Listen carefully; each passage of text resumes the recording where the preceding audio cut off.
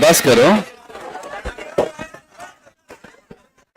हाँ, अरे हमारे स्वागत में अपने आप से खरीद के लाके दिखाओ, जान जाए बड़का स्वागत कर रहे हो, है ना।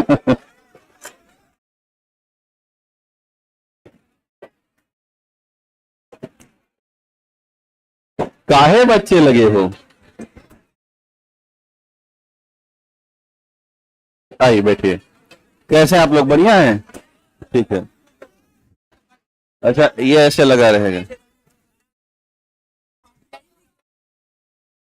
हाँ?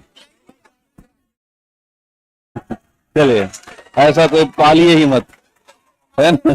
ठीक, तो बैठो भैया, बैठो। नहीं भाई, ये कल ओरिएंटेशन क्लास थी ना नीट की, तो उसके संदर्भ में एक कार्यक्रम था, यहीं पे सब हो रहा था। तो हाँ भाई, पक्का अंदाजे थे क्या? आए थे? अच्छा अच्छा, यही पता करने आए थे कि इसमें ऐसे चलता है कि नहीं चलता। चलिए, तो हाँ बैठो भाई, काय टहल रहे हो? तो आज से आपकी फुल लेंथ की क्लास शुरू हो गई है ना, 2 कक्षाएं। तो चलिए, हम लोग बात कर रहे थे ऑर्गन्स पर, टिश्यू के बारे में। आज है मंगलवार, हाँ, तो बृहस्पतिवार को आपका टेस्ट है ना।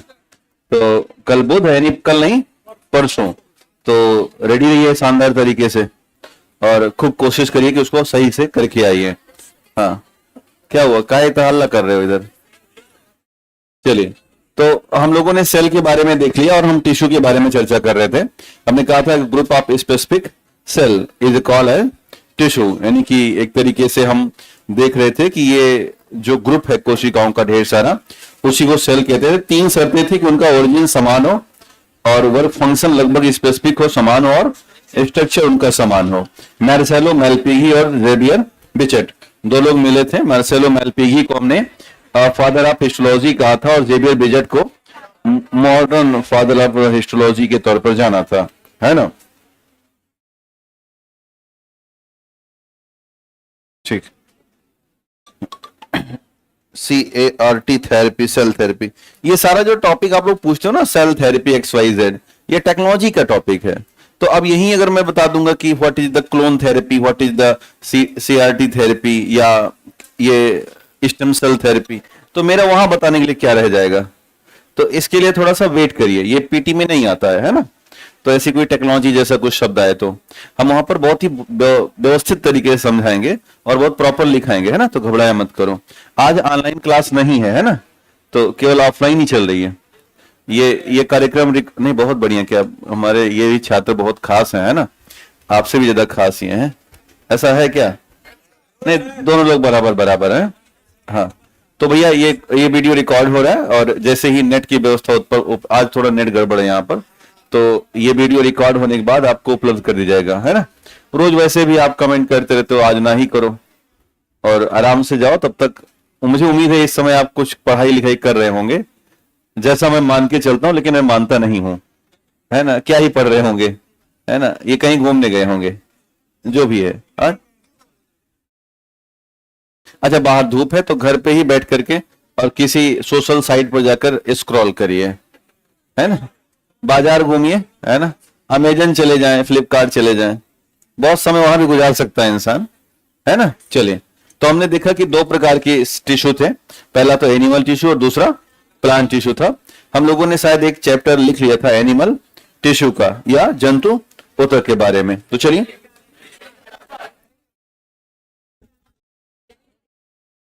हाँ हाँ, वही तो टॉपिक जंतु ऊतक हो गया था ना। तो जंतु ऊतक पर आज चर्चा करेंगे, और कल की क्लास पादप ऊतक पर रहेगी, यानी कि आज का पूरा जो क्लास है वो एनिमल टिश्यू पर डिपेंड है। तो हम लोग चलते हैं सीधे और प्रकार की बात करते हैं, या खास करके जंतु ऊतक के प्रकार।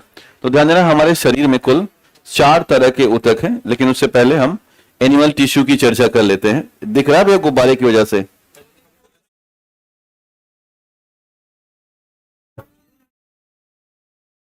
जीवन में बच के रहिए कि कभी भी किसी भी सजावट की चीज को उखाड़ने का प्रयास मत करिए, है ना। खुद से हम कह क्यों उखाड़े किसी सजावट को, कोई आएगा उखाड़ के चला जाएगा, है ना। तो कभी भी कोशिश करना। हाँ हाँ, ठीक है, कोई होगा, बट हम ना रहें, भगत सिंह कोई और बनता है ना, हम खाली पढ़ते हैं। तो ठीक है, सजा हुआ सजा रहने दो। तो एनिमल टिश्यू को हमने, ये क्या हो गया, नहीं है नहीं, कोई जानवर तो नहीं आ गया। अच्छा ये ना, हाँ ये वाला टच है, ठीक है। तो अब नहीं टच करेगा, नहीं। तो हमने एनिमल टिश्यू में ये देखा था कि जब हम एम्ब्रॉयनिक डेवलपमेंट करते हैं तो ऐसी स्थिति में एम्ब्रॉयनिक डेवलपमेंट के दौरान हम 3 फेज से गुजरते हैं। एक फेज होता है एक्टोडर्म की अवस्था, और एक फेज होता है मेसोडर्म की अवस्था, और एक और फेज होता है एंडोडर्म की अवस्था। तो इन तीनों फेज को मिला करके हम एक एम्ब्रॉयनिक डेवलपमेंट को कंप्लीट साइकिल देख पाते हैं और एक शानदार सा शिशु जन्म लेता है। तो जो हमारा तीनों ये फेज है, ये लगभग 8वें सप्ताह तक या 8 नंबर या 2 महीने के आसपास तीनों लगभग आ जाते हैं, और धीरे धीरे ये चरण कंप्लीट होता रहता है। तो हमारे जो एम्ब्रॉयनिक डेवलपमेंट का चरण है या एम्ब्रॉयनिक डेवलपमेंट का पीरियड है, वो 8वें सप्ताह आते आते लगभग सभी प्रकार के बॉडी के या खास करके जंतुओं के ऊतक विकसित हो जाते हैं, और इस प्रकार से हम अपनी शरीर के सभी ऊतकों को देख पाते हैं, है ना। लसिका कोशिका निर्माण कहाँ होता है? लिम्फ, हमारे पास ढेर सारे लिम्फ नोड है ना, कल चर्चा तो हुई थी। टॉन्सिल है या स्प्लीन सबसे बड़ा है, अपनी बॉडी में अप्रोक्सीमेट 400 से लेके 800 की संख्या में लिम्फ है। वहीं से लिम्फ, हालांकि ध्यान देना, लिम्फ जो सेल होती हैं उसे बनाया जाता है आमतौर पर ज्यादातर प्लाज्मा से ही, है ना। लिम्फ कुछ है नहीं, लिम्फ ब्लड ही है, बस उसमें से आरबीसी और प्लेटलेट्स गायब कर दिया गया है। तो बचा क्या? डब्ल्यूबीसी और प्लाज्मा। तो ये दोनों मिला के लिम्फ बनता है। तो इसका इस्तेमाल करके हम बॉडी में संक्रमण से बचते हैं, है ना। जीवों में अतिरिक्त विविधता का कारण उत्परिवर्तन कैसे है? ये टॉपिक हमारा तो है नहीं, ये तो टॉपिक है इकोलॉजी और इन्वायरमेंट का, तो वहां पूछ लीजिएगा। हाँ नहीं, मैं नहीं पढ़ाऊंगा इन्वायरमेंट इकोलॉजी, हम केवल साइंस एंड टेक्नोलॉजी ही पढ़ाते हैं। हमारा जो डील होता है यही होता है ना। इन्वायरमेंट इकोलॉजी ज्योग्राफी के साथ कनेक्ट है, हालांकि पढ़ाते भी साइंस वाले मास्टर भी, मैंने कभी प्रयास ना किया पढ़ाने का, तो उसमें क्या ही घुसना नई चीजों में। जो आप पढ़ा रहे हो उसी महारत हासिल करो तो ज्यादा अच्छी बात है। नई चीज बस थोड़ा बहुत आनी चाहिए, बस काम चल जाए। तो खैर लिखिएगा, लिखिए during embryonic development, during embryonic development, हाँ इंफॉर्मेशन लिखनी है। भ्रूणीय विकास, हाँ जी, हेडिंग जमा कि एनिमल टिश्यू लिखा है ना, तो उसी के बारे में तो उसको इंफॉर्मेशन लेते हैं। लिखिएगा during embryonic development, during embryonic development there are 3 stage, there are 3 stage. During embryonic development there are 3 stage name as ectoderm, mesoderm and endoderm. There are 3 stage name as ectoderm, mesoderm and endoderm. Name as ectoderm, mesoderm and endoderm. Hindi में लिखिएगा भ्रूणीय विकास के दौरान, भ्रूणीय विकास के दौरान कुल 3 अवस्थाएं होती हैं। भ्रूणीय विकास के दौरान कुल 3 अवस्थाएं होती हैं। भ्रूणीय विकास के दौरान कुल 3 अवस्थाएं होती हैं, जिन्हें एक्टोडर्म, जिन्हें एक्टोडर्म, जिन्हें एक्टोडर्म, मेसोडर्म और एंडोडर्म कहा जाता है। जिन्हें एक्टोडर्म, मेसोडर्म और एंडोडर्म कहा जाता है। तो 1 एक्टोडर्म, 2 मेसोडर्म और 3 एंडोडर्म कहा जाता है। आगे अंग्रेजी लिखिएगा, लिखिए all tissue develop, all tissue develop, all tissue develop in these 3 stage, all tissue develop in these 3 stage. सभी लिखिएगा, सभी ऊतक का विकास इन्हीं अवस्थाओं में होता है। सभी ऊतकों का विकास इन्हीं अवस्थाओं में होता है। सभी ऊतकों का विकास इन्हीं अवस्थाओं में होता है। नीचे एक नोट डाल दीजिएगा, there are 4 type of the tissue present in human body. देखिए मानव के शरीर में कुल 4 प्रकार के ऊतक उपस्थित हैं। There are 4 type of the tissue present in human body. मानव के शरीर में कुल 4 प्रकार के ऊतक मौजूद हैं, यहाँ पे नाम लिखे गए हैं। पहला है एपिथेलियल टिश्यू, जिसे हिंदी में हम कहते हैं उपकला ऊतक। देखिए नंबर 1 एपिथेलियल टिश्यू या उपकला ऊतक। नंबर 2 लिखिएगा कनेक्टिव टिश्यू, या इसे हिंदी में कहते हैं संयोजी। कनेक्टिव टिश्यू या इसे हिंदी में कहते हैं संयोजी ऊतक। तीसरा है मस्कुलर टिश्यू, या इसे पेशीय ऊतक कहा जाता है। मस्कुलर टिश्यू या पेशीय ऊतक। और तीसरा है नर्वस टिश्यू, या हिंदी में तंत्रिका ऊतक के तौर पर जानते हैं। तो इन्हीं चारों ऊतकों के बारे में हमें बेसिक जानकारी हासिल करनी है।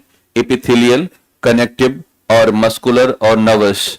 एपिथेलियल, कनेक्टिव, मस्कुलर और नर्वस 4 प्रकार के ऊतक हैं। इन्हीं 4 ऊतकों से हमारा पूरा बॉडी निर्मित है, यानी कि पूरी शरीर फॉर्म्ड है with the help of 4 type of the tissue. क्या कोई सवाल है? एपिथेलियल, कनेक्टिव, मस्कुलर और नर्वस। जो एपिथेलियल हैं ये outer and inner layer of the body हैं। और जैसे एग्जांपल के तौर पर स्किन, जो हमारी पूरी स्किन है वो एक तरीके से एपिथेलियल है। और inner layer of the internal organ, जैसे मान के चलना कि upper layer of the lung name as a pleura. इसके अलावा upper layer of the heart, एक अंग बना है तो ऊपर एक पतली सी झिल्ली होगी, बहुत ही थिन मेम्ब्रेन होगा। तो वो जो इंटरनल लेयर की अपर थिन लेयर है, मेम्ब्रेन है ऑर्गन का, वो बना है। और बॉडी का ऊपर का जो पूरा स्किन है वो किससे बना है? एपिथेलियम टिश्यू से बना हुआ है। हमारा अगर शरीर 70 किलोग्राम का है तो पूरी शरीर में लगभग 3 किलोग्राम की त्वचा है ना। अगर पूरी खाल निकाल ली जाए अपनी तो कितना मिलेगी, है ना। अक्सर लोग कहते हैं हम तुम्हारी खाल उधेड़ देंगे या खाल नोच लेंगे। तो ऐसा करने का वो प्रयास इसलिए करें, उनको 3 किलोग्राम खाल चाहिए। एक बहुत शानदार सा आपने पढ़ा होगा कहानी यशपाल जी की, पर्दा। पढ़ा कभी पर्दा? उसमें कहता है कि एक मुंशी जी थे, तो समाज में बहुत ज्यादा उनका रौब था, पर घर में बड़ी गरीबी थी। तो एक जगह से उधार लेके चले गए और इतना उधार लिए कि वो दे ही नहीं पा रहे थे। तो जब उधार मांगने वाला दरवाजे पे गया तो एक पर्दा टंगा हुआ था। तो वो कहता है कि तुम हमको हमारा पैसा दो, अगर पैसा नहीं तो हम तुम्हारा खाल खींच लेगा। और इतना करते ही पर्दा तेजी से खींचा, और जब पर्दा खींचा तो अंदर देखा तो अंदर में महिलाएं बहुत ही कम वस्त्र में और बहुत ही फटे हाल में थीं। ऐसा देख के वो पर्दा फेंक के वहीं से चला आया कि बड़ी गरीबी स्थिति में। ऐसा वो बड़ा शानदार सा लिखा गया है कहानी। आपके पत्नी पाठ्यक्रम में कभी था कि नहीं था? तो खैर हमारी जो स्किन है वही मुख्य तौर पर ये एपिथेलियल टिश्यू है, आउटर प्रोटेक्शन दे रही है। अगर सोचो कि त्वचा नहीं होती तो क्या होता, फेफड़ा उपड़ा नीचे गिर जाता, बार बार उठा के रखना पड़ता, ऐसा होता है ना। स्किन नहीं होती तो बहुत ज्यादा मुश्किलें आती। हाँ, ऐसा लबादा ओढ़ दिया गया हमारी बॉडी पर। इसी स्किन में लोग पता नहीं क्यों पगलाए हैं, कहीं काला कहीं गोरा, है ना। कहते हैं काले गोरे का भेद नहीं, हर रंग से मेरा नाता है ना। तो अच्छा, हर दिल से नहीं, हम रंग से कर ले तो क्या समस्या है ना। दिल की बात क्यों करते हो बार बार, है ना। दुख होता है सुन के तुम्हारे मुंह से चलिए, तो काले गोरे का भेद है, और ये सारा भेद वास्तव में हमारी स्किन के ऊपर डिपेंड करता है, जो कि डिपेंड है एक स्पेशल मेलनोसाइट सेल है हमारी स्किन में। और ये मेलनोसाइट सेल एक पिगमेंट निकालती है, मेलानिन, है ना। तो मेलानिन पिगमेंट का असर है कि अगर ज्यादा मात्रा में है, excess amount of the melanin present in our skin, तो ऐसी स्थिति में जब colour of skin become dark, colour जो होगा हल्का डार्क होगा, सांवला होगा। हम भारतीय हैं तो सांवले ही होते हैं। जो अगर मेलानिन कम है तो ऐसी स्थिति में हमारी स्किन थोड़ी सी गोरी का मतलब है साफ स्किन कह सकते हैं, है ना। गोरा शब्द पता नहीं कहां से आया है। तो हमें मान के चलते थोड़ी साफ होगी, लेकिन एक बड़ा मुश्किल है कि जिसकी साफ स्किन है, जिसकी बॉडी में मेलनोसाइट कम है, उसकी स्किन जो कि साफ है थोड़ा सा, तो वो बीमार ज्यादा होता है। रीजन की उनके अंदर फिर प्रतिरोध क्षमता का विकास खत्म हो जाता है। ये एक तरीके से ऑक्सीडेंट पावर भी देती है हमें। और जो लोग सांवले हैं उनको कहीं भी लगा दो, सुबह शाम दोपहर, धूप बरसात गर्मी, हर स्थिति में वो क्या है, परफेक्ट है, उनको कोई टेंशन नहीं है। जो हाँ नहीं थकते हैं ऐसा नहीं है, है ना, हमारे को जो सेल हैं या हमारे टिश्यू वो थकता है। लेकिन हाँ, आमतौर पे ऐसी बातें हैं। गोरे लोगों में एक और समस्या है कि उनको सन टैनिंग की शिकायत हो जाती है। हम बता सकते हैं कि आप हाफ बनियान पहनते हो, फुल पहनते हो, हम बता सकते हैं, क्योंकि जहां तक खुला है वहां आप करिया करिया हो, और जहां बंद है वहां गोरे गोरे हो, ऐसा कहा जाता है। यही सच्चाई है ना, कारण कि सन। हाँ भाई, कहना क्या चाहते हो? अच्छा, यस सर कह रहे हो, बड़ा व्यापक यस सर है। हाँ? इतना विस्तृत यस सर कैसे कह देते हो? चलिए, तो ये मेन जो मामला है वो है सनलाइट का। जो अल्ट्रावायलेट है वो हमारे मेलनोसाइट को बहुत ज्यादा तेज करती हैं, एक्साइट करती हैं, और ऐसी स्थिति में वहां पर ज्यादा मेलानिन बनना शुरू हो जाता है, जिसको हम सन टैनिंग कहते हैं। अक्सर देखिए तो खासकर बच्चियों को मैंने देखा है, यहाँ हाथ हाथ में का बांध लेती हैं, वो दस्ताना गर्मी में लेके घूमती हैं पूरा, जैसे कि सन टैनिंग ना हो स्कूटी चलाते समय, है ना। आपको क्या ही है, काला गोरा कोई मतलब तो है नहीं, बट इधर है, आवश्यकता पड़ती है। तो ये हमारा स्किन के ऊपर है। आपको पता है हमारी जो स्किन है, मैंने ड्यूरिंग प्रोटीन टॉपिक आपको बताया था कि ये वाटर प्रूफ और एयर प्रूफ है ना। हम हवा को और पानी को अपनी स्किन से रोक सकते हैं। तो इसका भी बड़ा रीजन है कि ये जो इपिथेलियल है यही मुख्य भूमिका निभा रहा है। ये तमाम बातें इपिथेलियल में मौजूद हैं, चाहे बाहर के हो चाहे अंदर का हो। इसके अलावा दूसरा हमारे पास है वो है कनेक्टिव टिश्यू। कनेक्शन से मतलब होता है जोड़ना या किसी चीज को कनेक्ट करना। तो चूंकि बॉडी अलग अलग सेल से जुड़ी हुई है, बॉडी में अलग अलग ऑर्गन है, बॉडी में अलग अलग टिश्यूज हैं, तो टिश्यू से टिश्यू को और ऑर्गन से ऑर्गन को कनेक्ट करने का पूरा प्रयास जो कर रहा है वो कनेक्टिव टिश्यू है। जैसे खून की बात करें, ब्लड की बात करें, तो ये ब्लड वही अंगूठे में जा रहा है और वही हमारे खोपड़ी में यात्रा कर रहा है प्रॉपर, ऐसा कोई अंतर है नहीं, है ना।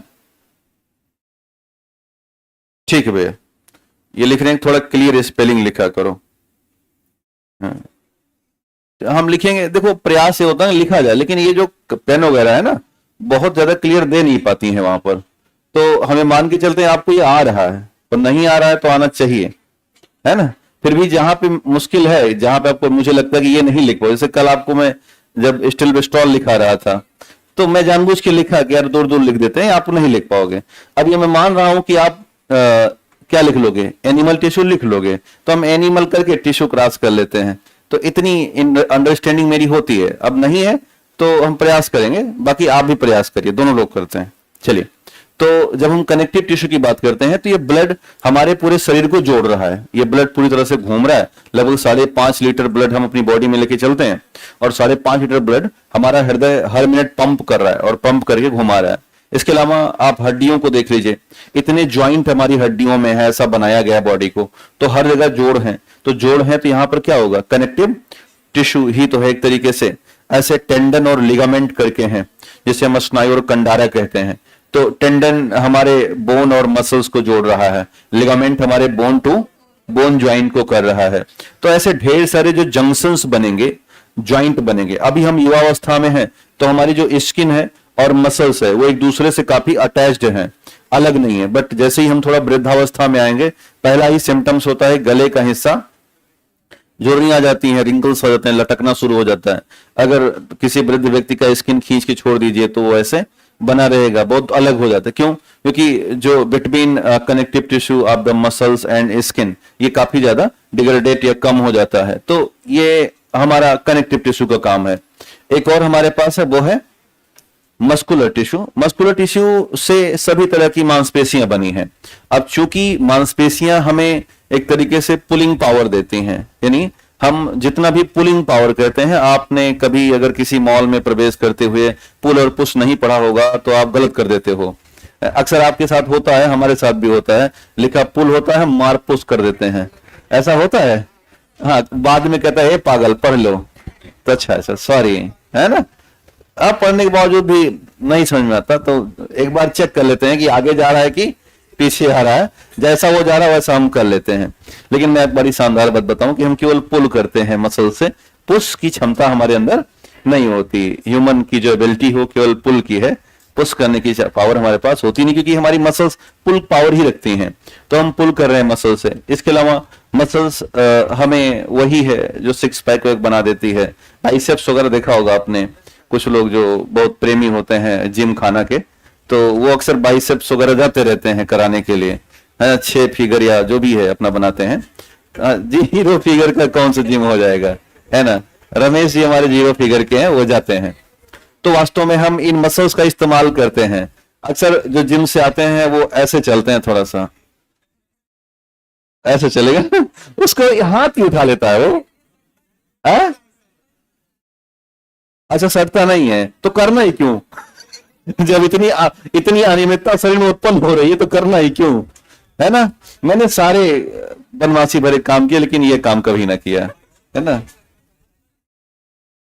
हाँ देखो, बहुत ज्यादा आपके अंदर ये भावना जगी हुई है कि हमें एक्सरसाइज करनी चाहिए, तो घर पे कहीं चटाई बिछा लो और थोड़ा बहुत एक्सरसाइज कर लो। या देखो, ये तो पार्क जाओ, अगल बगल कहीं पार्क जाओ, किसी बेंच पे जाके बैठ जाओ और फिर उठ के चले आओ। ये सबसे बेस्ट है, best exercise for human body. Park जाइए, बेंच पकड़िए, लोगों को घूमते हुए देखिए, लौट आइए, अगला भी खुश पिछड़ा भी खुश, है ना। घर में कुछ लोग होते हैं पुश करते रहते हैं बार बार, जाओ एक्सरसाइज किया करो, ये तुम क्यों नहीं करते, तुम कर लिया करो। तो हमें योगा करनी चाहिए। मुझे थोड़ा कम समझ में आता है, जैसा जीवन चलता रहे थोड़ा बहुत योगा कर लो, क्योंकि ये हमारी बॉडी है, इसके साथ हम ज्यादती नहीं कर सकते। कुछ अंकल लोग देखिए तो सुबह सुबह एकदम हा हा हा, और उसके बाद ऐसा ऐसा ऐसा ऐसा खींच रहे हैं, इन्हीं को अर्थराइटिस पकड़ेगा, इन्हीं ज्वाइंट खराब होता है। अब ये ज्वाइंट है, कोलाजन खत्म हो गया, मारा थे पड़े हो, फिर आएंगे बेटा दर्द कर रहा है, काहे दर्द कर रहा है, काहे गए थे ऐंठने के लिए, है ना। चुपचाप नहीं बैठ सकते हो, है ना। आदत खराब कर लिया इन लोगों ने यार। 2 काम बड़े बुरे लगते हैं मैं, एक रिटायर्ड आदमी का ये करना और दूसरा पाइप लेके पाती धोना। यार तुम तो खत्म होने वाले 10-20 साल बाद धरती से चले जाओगे, ये पानी क्यों खराब कर रहे हो। देखा होगा ना, ये शहर वाले जो अंकल होते हैं अक्सर पाइप लगा लेंगे, ऐसे धो रहे हैं, एक एक पाती धोएंगे, उसकी दीवार हाँ सारा धो देंगे, सड़क पे मारेंगे कुछ देर तक, ऐसे पानी खराब कर रहे हैं यार, बहुत मार मार देंगे अंकल जी, समझ लो। ऐसे बोल दिया करो कि चाचा शांत हो जाओ, ये पानी रख दो घर, है ना, तो दिक्कत हो जाएगी। हाँ, गलतियां करते हैं वो लोग। खैर, तो हमारा जो मसल्स है ये काफी ज्यादा महत्वपूर्ण है। हम फाइबरस स्ट्रक्चर के साथ अपनी मसल्स रखते हैं। इनमें से कुछ मसल्स काफी स्ट्रांग है और कुछ मसल्स ऐसी हैं जो स्ट्रांग नहीं है, स्मूथ हैं, बहुत ज्यादा वो एक तरीके से सॉफ्ट होती हैं, उनको हम इंटरनल मसल्स के तौर पर मानते हैं। इसके बाद हमारा सबसे मायनेपूर्ण जो इंसान को इंसान बनाती हैं वो है नर्व टिश्यू के तौर पर, यानी तंत्रिकाएं। हमारा जो सेल है वो न्यूरॉन है। हमारे ढेर सारे न्यूरॉन हमें एक ऐसा सोच विकसित कराते हैं जो ह्यूमन के स्तर पर विकसित कर देते हैं। तो ये 4 ऊतक हमारे पास हैं जिनके बारे में आइए बातचीत करते हैं। लिखिएगा हेडिंग अलग से, एपिथेलियल टिश्यू लिखिएगा। कितना अजीब भ्रम है ये मानना कि सुंदरता ही सच्चाई है। हाँ बस सही। अभी एक बच्ची देखा होगा आपने, यूपी में टॉपर हुई कक्षा 10 की, प्राची निगम। तो मैंने देखा लोग समाज कितना बदमाश है ना, कि लिख रहा है प्राचा भाई और बहन हो कि भाई हो, है ना, मतलब रीजन हमारी छोरों छोरों से कम है के। तो ये जो समाज है ना, ये कितना भी पढ़ा लिखा दो इसको, कितना भी कुछ कर दो, आपसे ये सवाल उठाएगा ही उठाएगा। अब वो बिटिया सोचो कि टॉपर है, टॉपर होना हर किसी का सपना रहा जीवन में, केवल एक ही लोग होते हैं हर साल, वो साल भर की टॉपर हो गई। बस रीजन क्या है कि उसके अपर लिप्स आए हैं, है ना, अपर लिप्स ज्यादा आए उसको तुलनात्मक रूप में। तो ये एक नॉर्मल प्रक्रिया है, भारतीय महिलाओं में अपर लिप्स का होना बहुत कॉमन सेंस है। लेकिन अब वही है कि ना, अपना तो किसी को देखना नहीं है। तुम 3 किलो की मोछ लिए घूम रहे हो, अपना देख लो ना, बच्चियों क्यों टारगेट करते हो। इसको बोलते हैं हार्सिटिज्म, आपने आई थिंक सुना होगा नाम। ये एक हार्मोनल चेंजेज है, जिसको आप चाहें तो लिख भी सकते हैं, हार्सिटिज्म कहते हैं। तो हार्सिटिज्म से अपर लिप्स आते हैं, या गाल के निचले वाले हिस्से में ढेर सारे रेशे आते हैं, रोए आते हैं। और भारतीय बच्चियों में ये कॉमन है, किसी में ज्यादा है किसी में कम है। एक हार्मोन होता है टेस्टोस्टेरोन। तो testosterone basically known as a male hormone, but भारतीय बच्चियों में टेस्टोस्टेरोन के लेवल ज्यादा है। एस्ट्रोजन देखो, कोई भी मेल और फीमेल हार्मोन होता नहीं धरती में, सब में होते हैं। जिनमें मेल में जो ज्यादा है वो मेल का हो गया, महिलाओं में जो ज्यादा है वो फीमेल का हो गया। तो जिन महिलाओं में, ये बड़ा शानदार सा कहानी है कि जिन महिलाओं में टेस्टोस्टेरोन ज्यादा रहा, उन्होंने पुरुषों से कंधे से कंधा मिलाकर एकदम समाज से लड़ाई की है। आप चाहे सरोजिनी नायडू को देख लें, मार्गरेट थैचर को देख लें, इन सभी में टेस्टोस्टेरोन के लेवल ज्यादा रहे हैं, इन सभी के अपर लिप्स बढ़े हुए देखे हैं। रीजन यही है कि हार्मोनल बैलेंस थोड़ा सा सही नहीं था। इसी को हर्सिटिज्म कहा जाता है। लेकिन समाज ऐसा है ना कि वो कह रहा है अरे मोच कैसे आ गई तुम्हें, भाई आती है, एक नॉर्मल प्रक्रिया है ये। हाँ, दुखद यह है कि हमारी बच्चियों को उसे छिपाना पड़ता है, थ्रेडिंग करा के, वैक्सिंग करा के, जो कि काफी दर्दनाक होता है ना, ये समस्या है। तो कुछ बच्चियां परमानेंट इलाज ढूंढती हैं कि क्या करें, तो वो लेजर थेरेपी कराती हैं, है ना। लेजर थेरेपी से करीब 10-12 साल के लिए अपर लिप्स आने बंद हो जाते हैं। लेकिन ये अगर नेचुरल है तो हम क्या कर सकते हैं। फिर भी अगर वो बच्ची स्वीकार नहीं कर रही है, जैसे ठीक है अगर वो अपने आप से अपर लिप्स हटा रही है तो उसकी मर्जी है, लेकिन उस बच्ची ने क्या किया, अपर लिप्स हटाए नहीं, तो उसकी मर्जी है। और जब उसकी मर्जी है तो समाज वाले कौन होते हैं, उसे ताना देने वाले कि तू प्राचा भाई है या वो है ना। तो अगर आपसे पूछा जाए कि क्या आप उसका समर्थन करेंगे बच्ची का, तो करेंगे बिल्कुल, वो उसकी मर्जी है ना। और अपर लिप्स होना कोई गुनाह नहीं है, ये एक प्राकृतिक प्रक्रिया है। हाँ, वो मेरी मर्जी है कि मैं इसे हटवाती हूं या नहीं हटवाती हूं। अगर मेरी मर्जी हटवाने का तो हम हटवा लेंगे, है ना। नहीं मर्जी है तो कोई हमें कहने वाला नहीं होना चाहिए, है ना। जैसे आपकी और हमारी मर्जी है कि हम मोछ रखें या ना रखें, है ना। आजकल देखिए तो बहुत से बच्चे दाढ़ी वाले हो गए हैं, मैं देखता हूं दाढ़ी रख के घूम रहे हैं। हाँ ठीक है, अच्छी बात है, दाढ़ी रखना अच्छी बात होती है ना। हाँ, दाढ़ी का अपना पूरा पुराना इतिहास रहा, बड़ी स्मार्टनेस आती है, सब सुना है मैंने। तो जी जी, तो आए, हाँ मैं 50 साल को हो जाऊंगा तो मैं भी रखूंगा, अभी तो प्लान किया है, अभी तो नहीं रखूंगा। हाँ नहीं नहीं, ट्राई कर चुका हूं, पगलियत लगता है ना। जो है वो है। चलिए, तो लिखिएगा एपिथेलियल टिश्यू या उपकला ऊतक, लिखिएगा हेडिंग एपिथेलियल टिश्यू या उपकला ऊतक, लिखिएगा एपिथेलियल टिश्यू या उपकला ऊतक, लिखिएगा। लिखिए, यह हमारी बाह्य, यह हमारी बाह्य और आंतरिक संरचना बनाते हैं, यह हमारी बाह्य और आंतरिक संरचना बनाते हैं और पूरी शरीर में फैले हुए हैं। यह हमारी बाह्य और आंतरिक संरचना बनाते हैं और पूरी शरीर में फैले हुए हैं। लिखिएगा epithelium tissue, epithelium tissues are internal and external layer of the body. Epithelium tissues are external and internal layer of the body. Epithelium tissue, epithelium भी कह सकते हैं, epithelial भी कह सकते हैं। Epithelium tissues are external and internal layer of the body and present all over body part and present all over body part and present all over body part. नई line से लिखिएगा, लिखिए main work function of the epithelium tissue is, main work function of the epithelium tissue, main work function of the epithelium tissue is outer protection, main work function of the epithelium tissue is outer protection. Hindi में लिखिएगा, epithelium ऊतक का मुख्य कार्य बाह्य सुरक्षा, epithelium ऊतक का मुख्य कार्य बाह्य सुरक्षा। अंग्रेजी में कॉमा के लिए एब्जॉर्प्शन, दूसरा कार्य है अवशोषण, एब्जॉर्प्शन,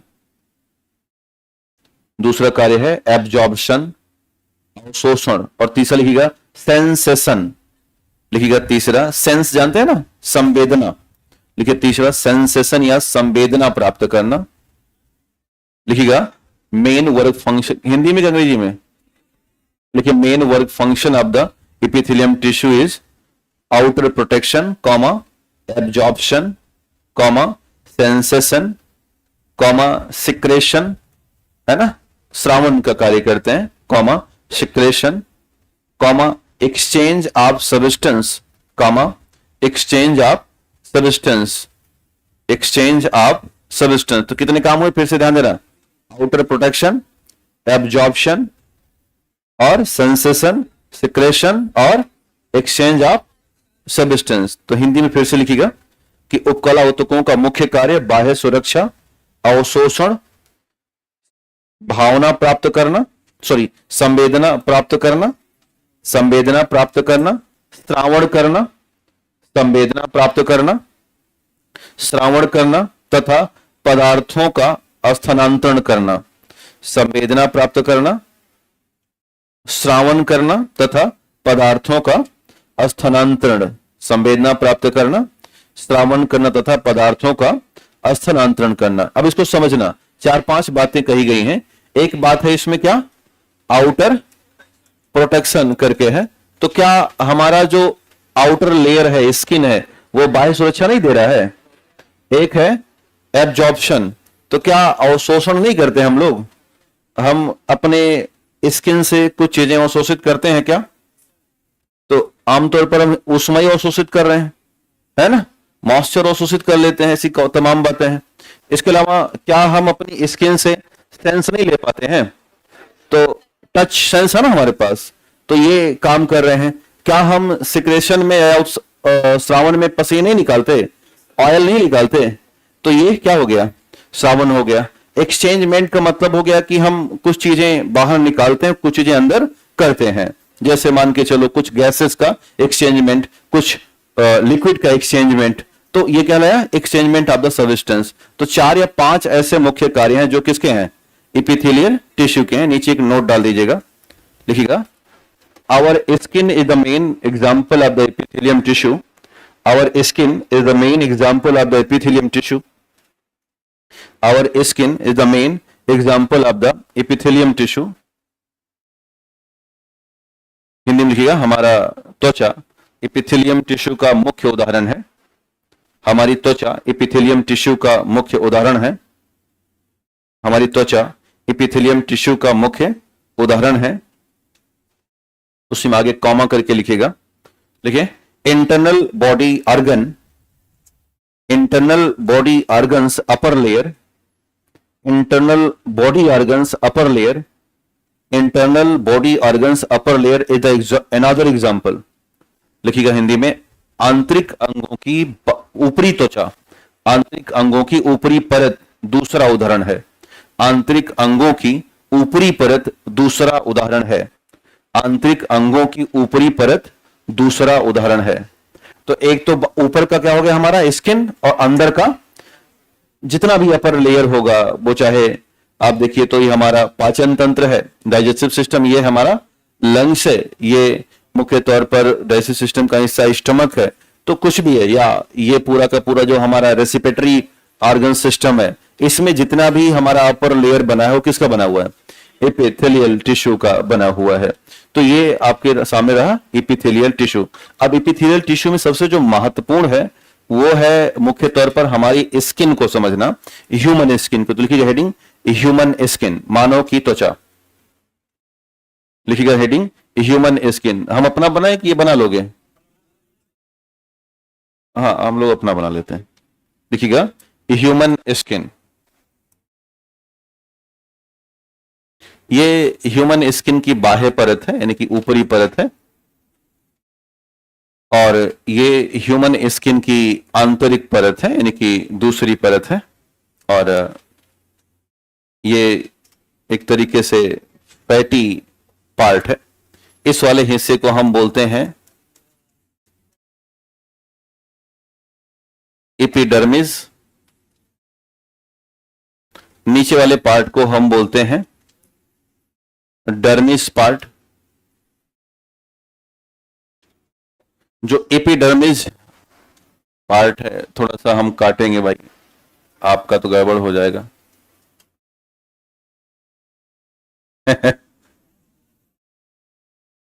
हाँ, आपके पास सुविधा नहीं है, फिर भी अब बना लीजिए, क्या करोगे।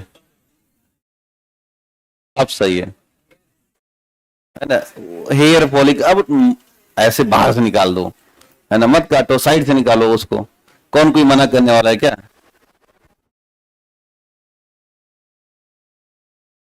हाँ भाई, क्या हुआ? बनाओ। नहीं, अब नहीं काटना है।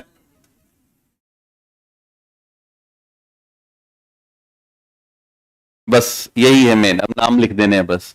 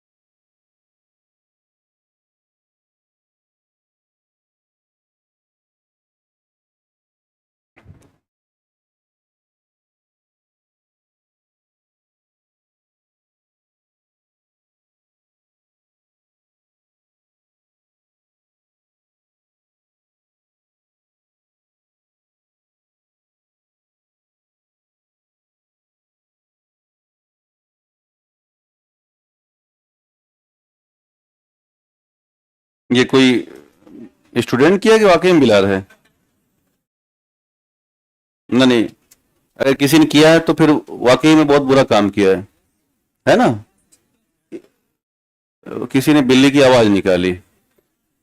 अगर आपने किया है तो आप वाकई में बहुत शर्मिंदगी काम किए हो, शर्मा लो थोड़ी देर के लिए। नहीं, गलत तरीका है ना ये। आपको लग रहा है कि मैं बहुत कूल लिखने का प्रयास करूं, बट ये है नहीं ऐसा। ये आपको डिग्रेडेट करेगा, कम से कम 2 नंबर काट लेगा आपका पीटी में। हाँ, नीचे लाल कलर की एक लेयर सी दिख रही है, उसका नाम है, वो मेलनोसाइट सेल है हमारे पास, जो मेलानिन बनाती है ना, वो बेसिकली अटैच्ड है किससे? एपिडर्मिस से अटैच्ड है।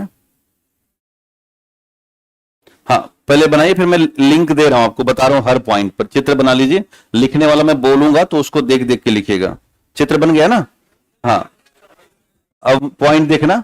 ऊपर का जो पार्ट है, first part of the cell, वो, अच्छा, यह है एपिडर्मिस। क्या है? एपिडर्मिस। हिंदी में इसे कहते हैं एपिडर्मीज। ये नीचे वाला जो बड़ा सा पार्ट आपको दिख रहा है, ये है डर्मीज। ये हिस्सा डेड होता है, मृत हिस्सा, और ये लाइव हिस्सा होता है।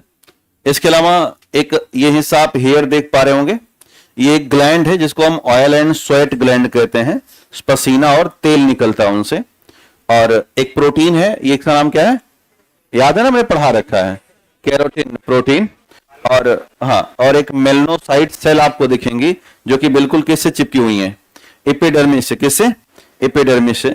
और ये फैट है, क्या है? फैट और मसल्स है।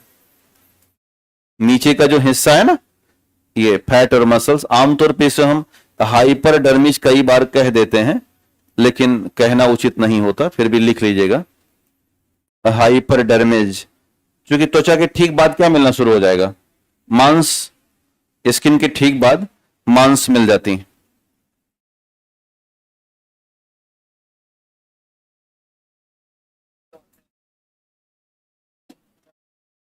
हाँ, पिंक डॉट को कैरोटीन कहते हैं। मतलब मैंने दिखाया है आपको समझने के लिए, बाकी ऐसा कोई पिंक होता नहीं है। वो मेरे पास कलरों की पूरी भरमार है ना नीचे, तो मैं बना देता हूं। आप एक ही पेन से बना दो और नाम लिख दो। मैंने लाल कलर जो रंगा है, इसका मतलब लाल नहीं है वो, इसका मतलब ये कि वो इंडिकेट कर रहा हूं मैं कि ऐसा है यहां पर कुछ। तो ये ह्यूमन की स्किन है, तो first layer known as a epidermis and second layer is known as dermis layer. Dermis layer is a live part of the human skin and epidermis a dead part, यानी कि मृत part होता है। But आप देखिए तो epidermis में ही क्या मौजूद है? कैरोटीन। एंड एपिडर्मिस के ठीक नीचे क्या है? मेलनोसाइट्स हैं। मेलनोसाइट्स बेसिकली, मेलनोसाइट दोनों का पार्ट मान लिया जाता है, डर्मिस का भी कुछ हिस्सा डर्मिस में जाता है, कुछ हिस्सा एपिडर्मिस में जाता है। इसके अलावा जो हमारा डर्मिस वाला पार्ट है ये जीवित हिस्सा है और इसी में क्या निकलता है, ग्लैंड एंड हार्मोन, और इसी में आपको नर्व क्या दिखेंगी, नर्व, क्योंकि नर्व होना बहुत आवश्यक है, नहीं तो हम सेंस नहीं प्राप्त कर पाएंगे। ऐसे कोई छू रहा है, ऐसे रगड़ रहा है, तो जब कभी किसी को पैरालिसिस होता है डॉक्टर एक राड लाता है और ऐसे नीचे वाले पैर के पंजे में ऐसे रगड़ता है। अगर आपके कहीं भी सेंसेशन नहीं होगा तो सबसे महत्वपूर्ण प्लेस है नीचे पैर का पंजा।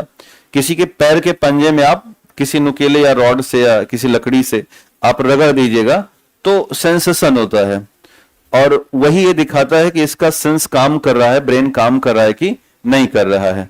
तो वास्तव में ये सेंस इसलिए क्योंकि हमारी जो स्किन है उसके साथ नर्व अटैच्ड है, और वो पार्ट क्या है, डर्मिस वाला पार्ट है। समझ में आ गया?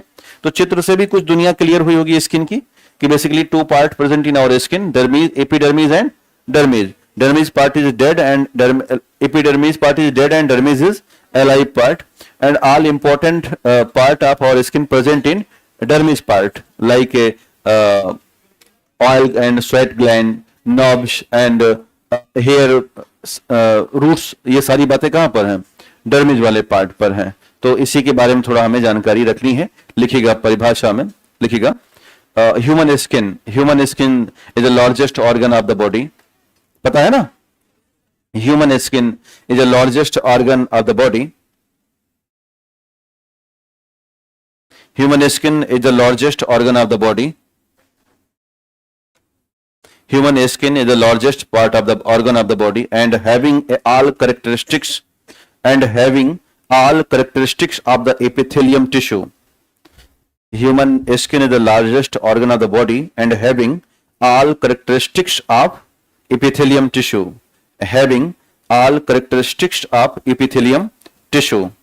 इसका मतलब ये हो गया कि जो भी आपने देखा, सेंसेशन, एब्जॉर्प्शन और क्या क्या था, सिक्रेशन और आउटर प्रोटेक्शन, सभी तरह की जो चीजें हैं वो कौन करेगा, ये स्किन करती है। तो हिंदी में लिखिएगा, अब लिखिएगा मानव की त्वचा शरीर का सबसे बड़ा अंग है।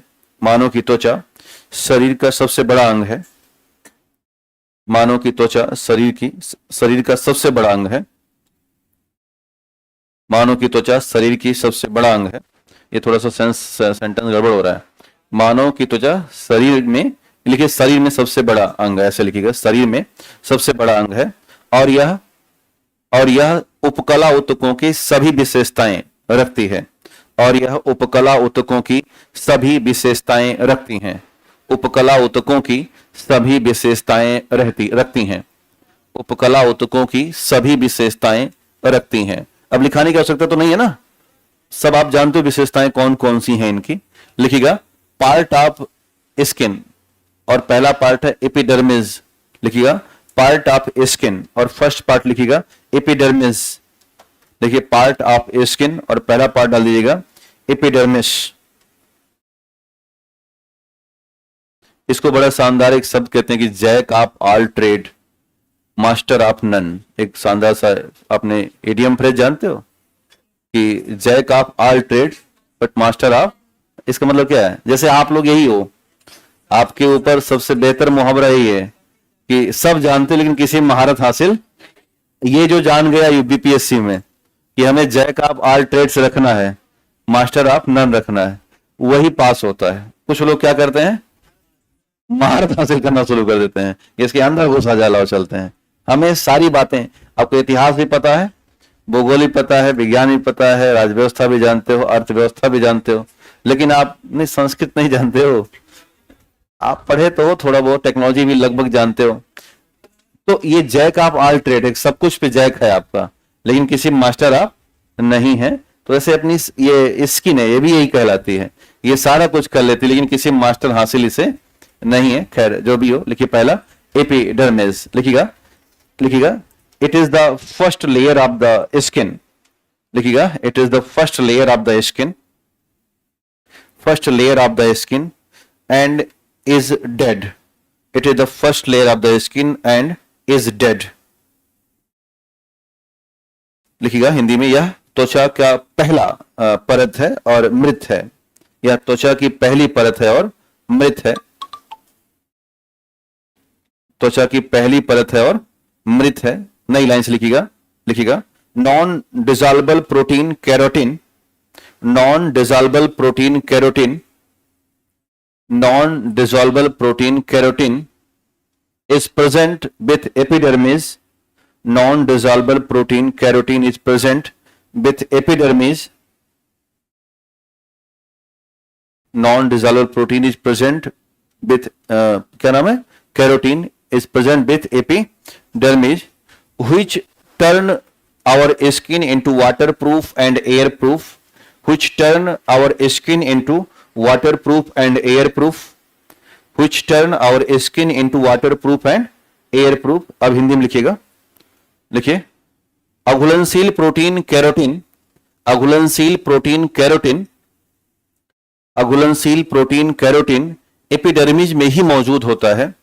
अघुलनशील प्रोटीन कैरोटीन एपिडर्मिस में ही मौजूद होता है, जो कि हमारी त्वचा को, जो कि अघुलनशील प्रोटीन हमारे एपिडर्मिस में ही मौजूद होता है, जो कि हमारी त्वचा को वाटरप्रूफ और एयर प्रूफ में बदलता है, जो कि हमारी त्वचा को वाटरप्रूफ और एयर प्रूफ में बदलता है, वाटरप्रूफ और एयर प्रूफ में बदलता है, वाटरप्रूफ और एयर प्रूफ में बदलता है, वाटरप्रूफ और एयर प्रूफ में बदलता है। क्या भैया? हाँ, तो ध्यान से सुना करो ना, अब इसे फिर से करते रहें काम। मैं एक बार शब्द 3 बार बोल देता हूं जो मानक है। अब इससे ऊपर आप जाएंगे, देखो ऑलरेडी 2 भाषा में बोलना है, ऐसे 5 बार बोलोगे तो हो बीती है। फिर ध्यान से सुना करो, सही से लिखा करो। लिखिएगा which is turn our cell skin into waterproof and airproof, पूरा कर लीजिएगा।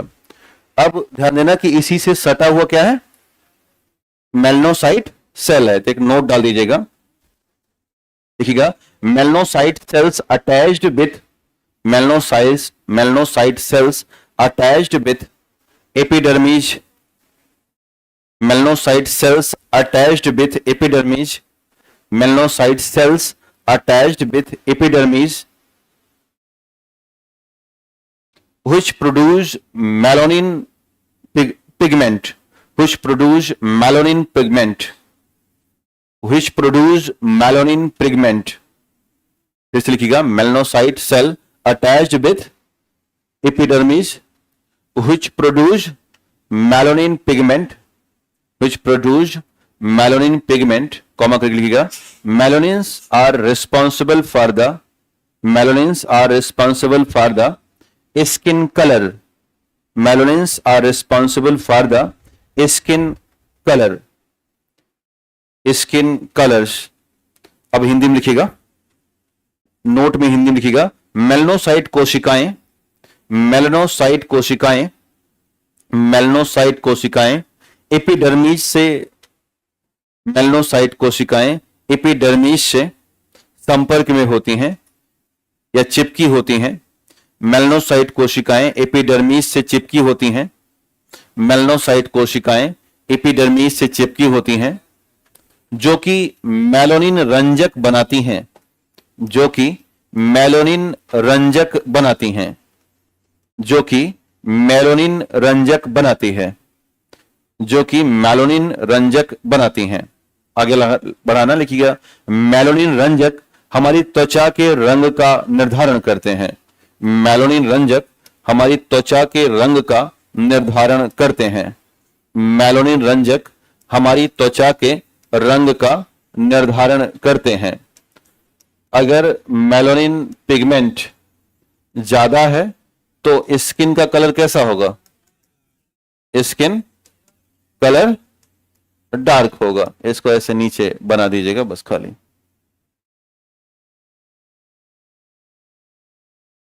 और इसी को एक शब्द लिखिएगा जिसे बोलते हैं सन टैनिंग, और इसे बोलते हैं एक्सेस अमाउंट ऑफ मेलानिन। क्या बोलेंगे, एक्सेस अमाउंट ऑफ मेलानिन, इसे क्या कहते हैं, सन टैनिंग। अगर स्किन पर एक्सेस अमाउंट का मेलानिन बन गया है तो इसे कहते हैं सन टैनिंग। हिंदी में भी सन टैनिंग लिख दीजिएगा, हिंदी में भी आप सन टैनिंग। एक गाना सुना ना कि धूप में निकला न करो रूप की रानी, गोरा रंग करिया हो जाएगा। अमिताभ बच्चन अपनी किसी हीरोइन को बता रहे थे, है ना, ऐसा कुछ है। तो गोरा रंग काला इसलिए हो रहा है कि name as a sun tanning, वो छाता देते हैं कि छाता लेके जाया करो। हाँ, प्रॉब्लम ये आ जाएगा कि काला हो जाएगा तो अमिताभ बच्चन को पसंद नहीं आएगा। हाँ, क्या हुआ, दुनिया, पुरुषों की दुनिया बड़ी बदमाश है। सन टैनिंग हो गया, access amount of melanin, melanin की अधिक मात्रा अगर है तो उसे सन टैनिंग कहते हैं, और ज्यादा हुआ तो फिर बॉडी स्किन का कलर कैसा जाएगा, डार्क हो जाएगा, ऐसा वैज्ञानिक लोग मानते हैं। अपन लोग को खाली इंफॉर्मेशन लिख लेनी है तो लिख लेते हैं। समझ में बात आ रही है? चलिए अब आगे बढ़ लेते हैं। इसके बाद है, हाँ भाई फिर से समझाएं, ये है मेलानिन पिगमेंट, और ये जब बढ़ेगा तो क्या बढ़ेगा, स्किन का कलर डार्क। तो दोनों किस दिशा में जा रहे हैं, सीधी दिशा में। इसका मतलब हो गया दोनों डायरेक्टली प्रोपोर्शनल हैं।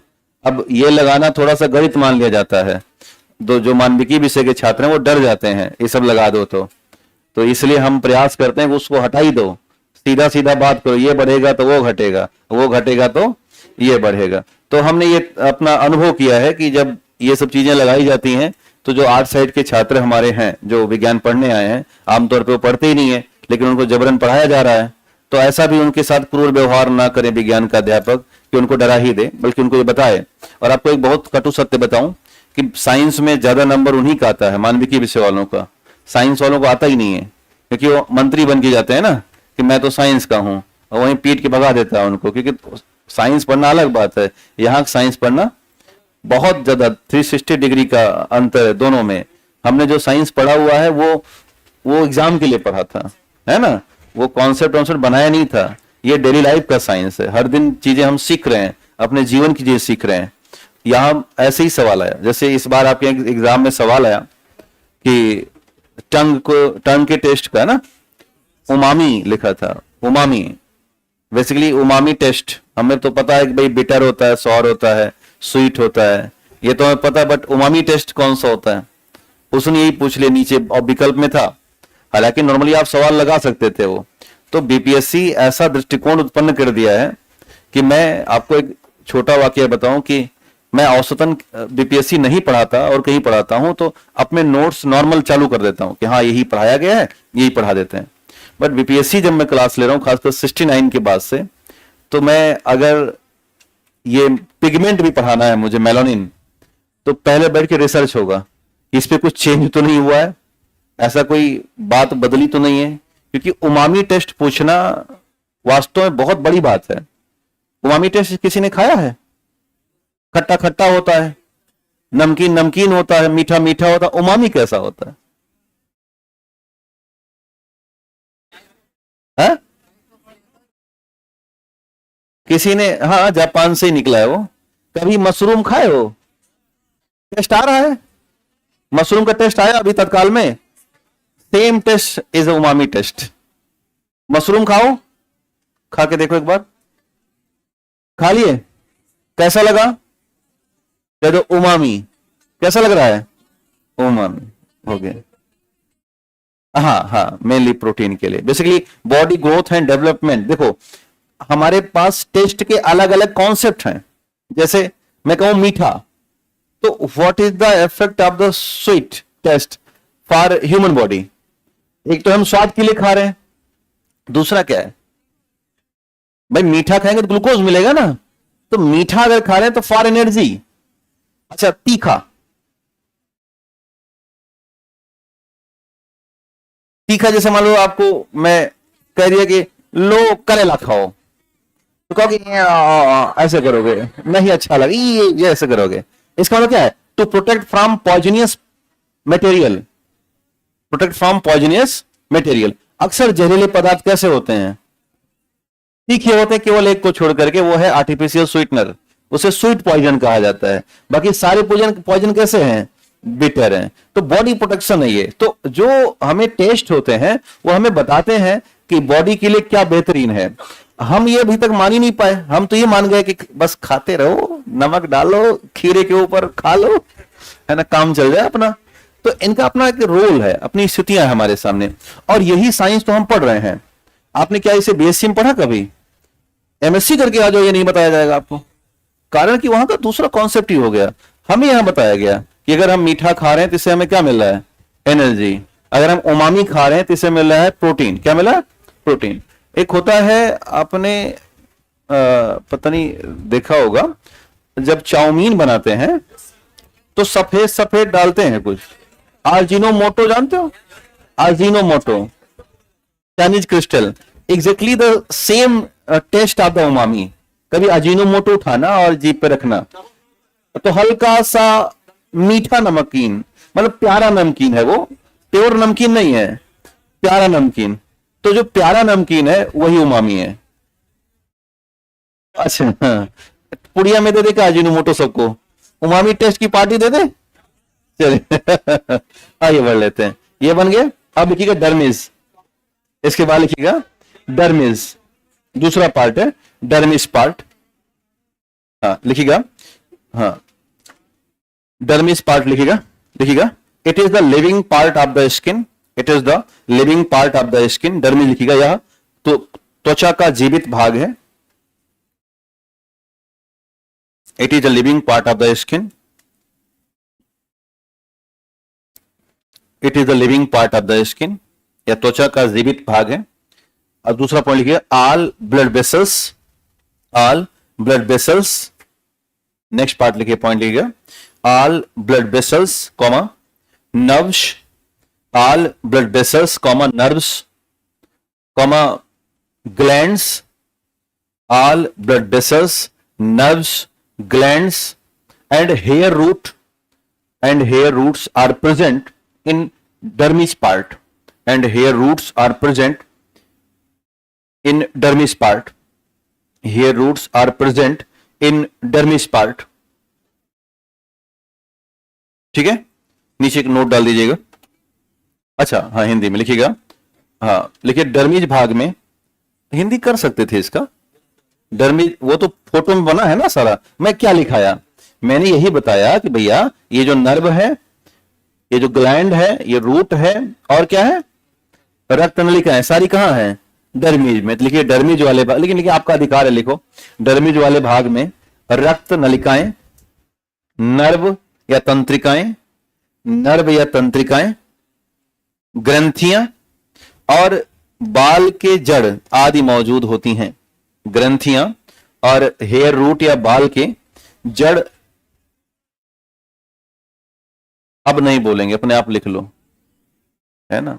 लिखिएगा डर्मिज वाले भाग में, डर्मिज वाले भाग में रक्त नलिकाएं, नर्व, बाल की जड़ और ग्रंथियां मौजूद होती हैं।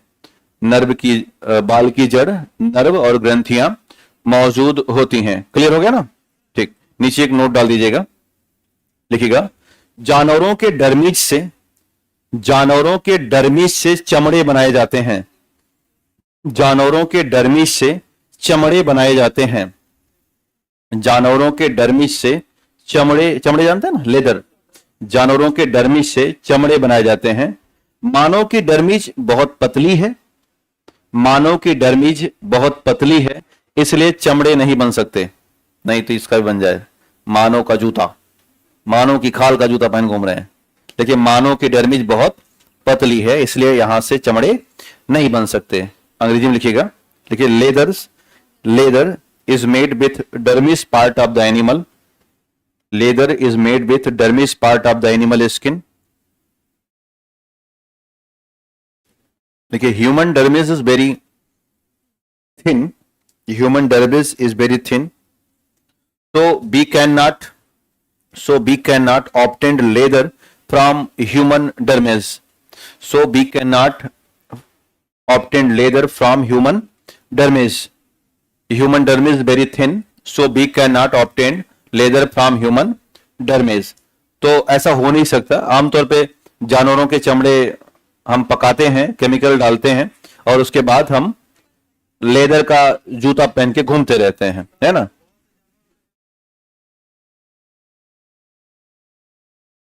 उनकी डर्मिज और मोटी होती है। डर्मिज पार्ट मोटाई ही उनके, जैसे गैंडा, अब गैंडे की डर्मिज बहुत ज्यादा मोटी है, लेकिन अब ये सब प्रतिबंधित है ना। गैंडे की चमड़ा जूता पहन खुलेआम तो नहीं घूम सकते ना, जिसको प्रतिबंध नहीं उसी की चमड़ा पहने। नहीं तो कोई बनाएगा नहीं ना, पकड़ जाएगा जो बनाएगा ना, तो उसकी कंपनियां होती बनाने वाली ना। अब ऐसा तो है नहीं कि आप जूता अपने घर बना ला के, तो सबकी कंपनियां है, वो बनाने देगा नहीं कोई वो चीज। खैर मुद्दे पे आते हैं, ध्यान देना। हमारे पास जो कैरोटीन है उससे क्या क्या होता है, देखो। कैरोटीन से हेयर आते हैं, कैरोटीन से नेल्स आते हैं, कैरोटीन से फेदर आते हैं, कैरोटीन से हुप्स होते हैं, कैरोटीन से पंजे या क्लोव्स होते हैं, कैरोटीन से कुछ जानवरों में बड़े बड़े बाल या फर होते हैं, और कैरोटीन से ही हॉर्न्स या सींग होती हैं। तो इसको ऐसे बना लीजिएगा कि कैरोटीन ऑफ स्किन, देखिएगा कैरोटीन ऑफ स्किन। और क्या क्या बनेगा कैरोटीन से, एक बार ऐसे सजा के देख लीजिएगा।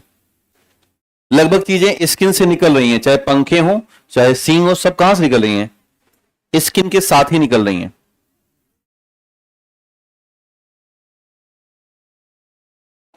इसको हिंदी अंग्रेजी सब एक ही भाषा में लिख लेंगे। लिखिए कैरोटीन ऑफ स्किन, जो त्वचा की कैरोटीन है उससे और क्या क्या बना। तो आप उठा के देखो, ये सारी चीजें बनी हैं, सब में कौन सा प्रोटीन है, वो ना ये चीजें। हाँ, तो उसको दोबारा एक बार रिकॉल कर लीजिए। लिए कैरोटीन ऑफ स्किन,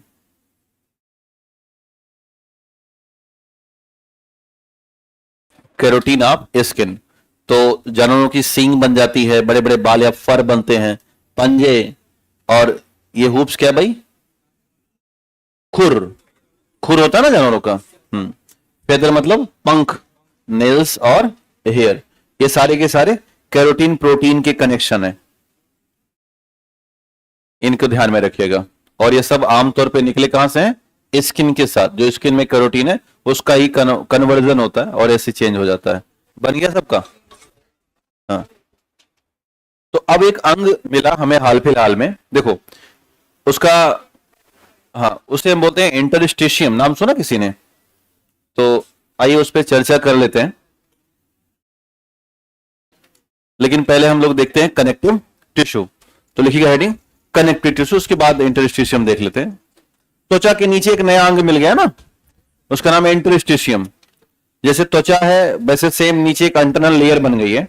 आमतौर पर उसे कनेक्टिव माना जाता है, लेकिन अब कनेक्टिव है नहीं।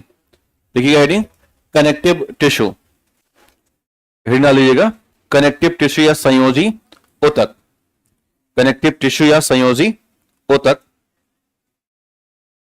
ठीक है, तो लिखिएगा connective tissue connect, connective tissue connect two or more, connective tissue connect two or more tissue और organ, connective tissue connect two or more tissues and organ, connective tissue connect two or more tissues and organ, two or more tissues and organ. Hindi में लिखिएगा संयोजी ऊतक दो या दो से अधिक, संयोजी ऊतक दो या दो से अधिक ऊतकों अथवा अंगों को जोड़ने का कार्य करते हैं। संयोजी ऊतक दो या दो से अधिक ऊतकों अथवा अंगों को जोड़ने का कार्य करते हैं, ऊतकों अथवा अंगों को जोड़ने का कार्य करते हैं। अब एक बहुत ही महत्वपूर्ण बात इनमें समझिएगा, जितने भी कनेक्टिव टिश्यूज होते हैं, मान के चलना कि ये एक कनेक्टिव टिश्यू सेपरेट देख रहे हैं, तो टिश्यू किससे मिलकर बने हैं, सेल से मिलकर के बने हैं। तो ये कनेक्टिव टिश्यू के भीतर जो सेल है ये एक दूसरे से काफी ज्यादा डिस्टेंस मेंटेन करती हैं, और यहां पर जो फ्री स्पेस होता है, इस फ्री स्पेस को कहा जाता है इंटर मॉलिक्यूलर स्पेस। क्या कहेंगे, इंटर मॉलिक्यूलर स्पेस के तौर पर जानते हैं।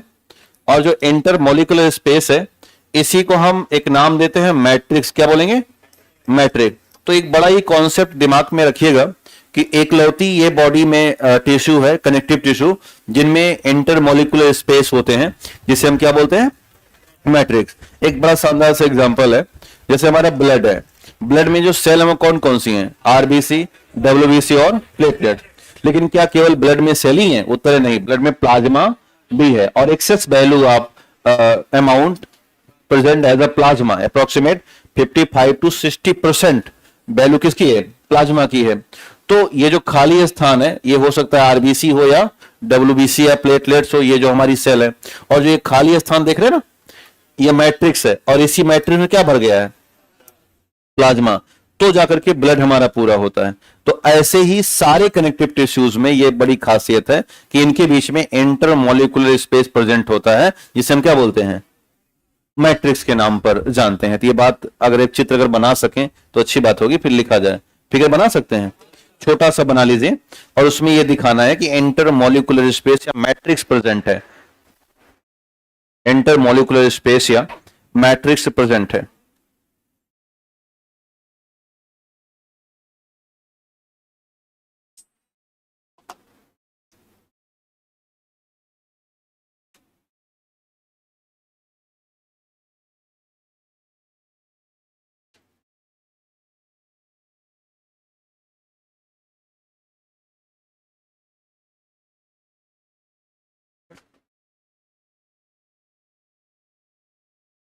तो नीचे नोट कर दीजिएगा, बन गए, नीचे लिखिएगा इंटरमोलिकुलर स्पेस, नोट में इंटरमोलिकुलर स्पेस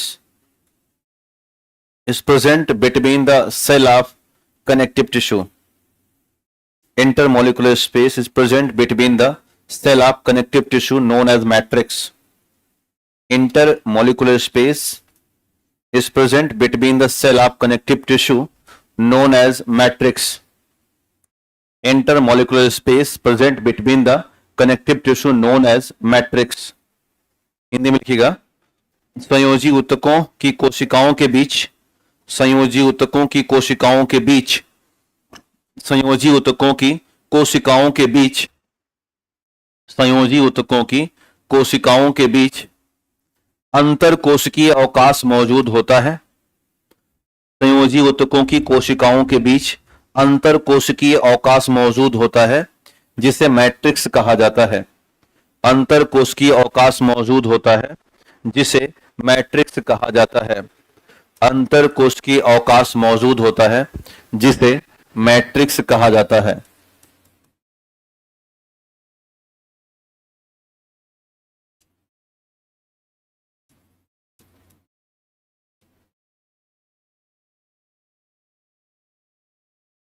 अगली डाल लीजिएगा, example of connective tissue in our body, हमारी शरीर में संयोजी ऊतकों के उदाहरण। एक बार देखा जाए कि कहां कहां संयोजी ऊतक दिखेंगे। लिखिएगा, example of connective tissue in our body, हमारी शरीर में संयोजी ऊतकों के उदाहरण, हमारे शरीर में संयोजी ऊतकों के उदाहरण। तो हम आपको नाम बताते चल रहे हैं और बस आप नोट करते चलिएगा। एक बड़ा सामान्य सा ऊतक है एरियोलर, क्या है, एरियोलर टिश्यू। पहला जो ऊतक है कनेक्टिव टिश्यू वो है एरियोलर, AREOLAR, एरियोलर टिश्यू।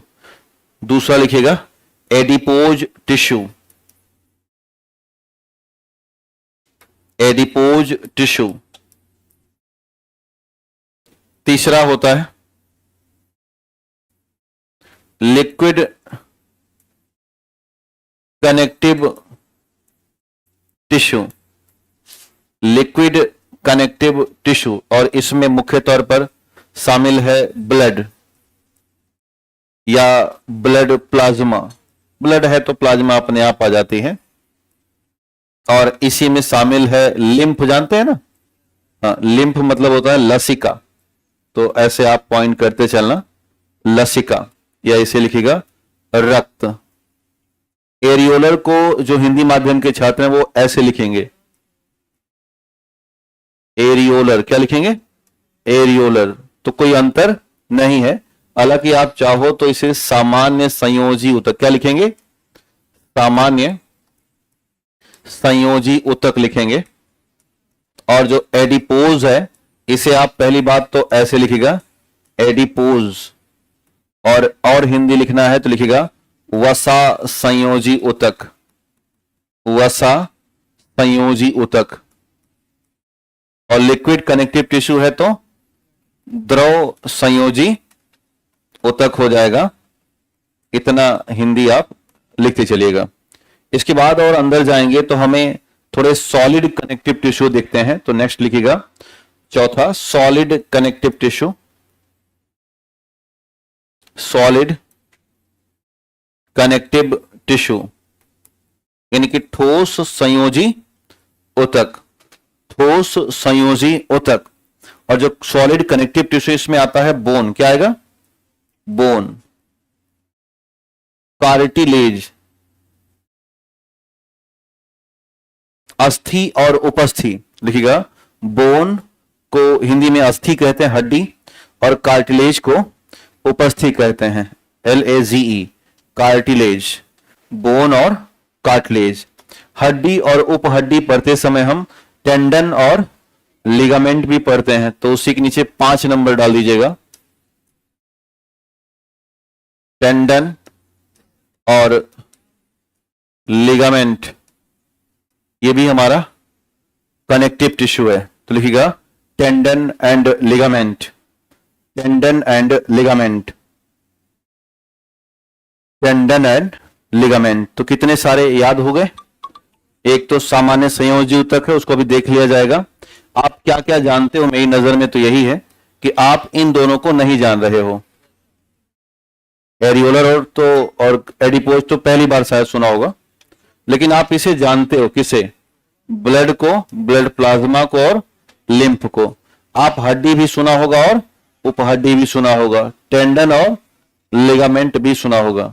नहीं सुना है तो इसके लिए एक टॉपिक है जिसे बोलते हैं ब्लड सर्कुलेटरी सिस्टम, एक टॉपिक है। क्या? टेंडन ही मसल से, मसल क्या है बताओ?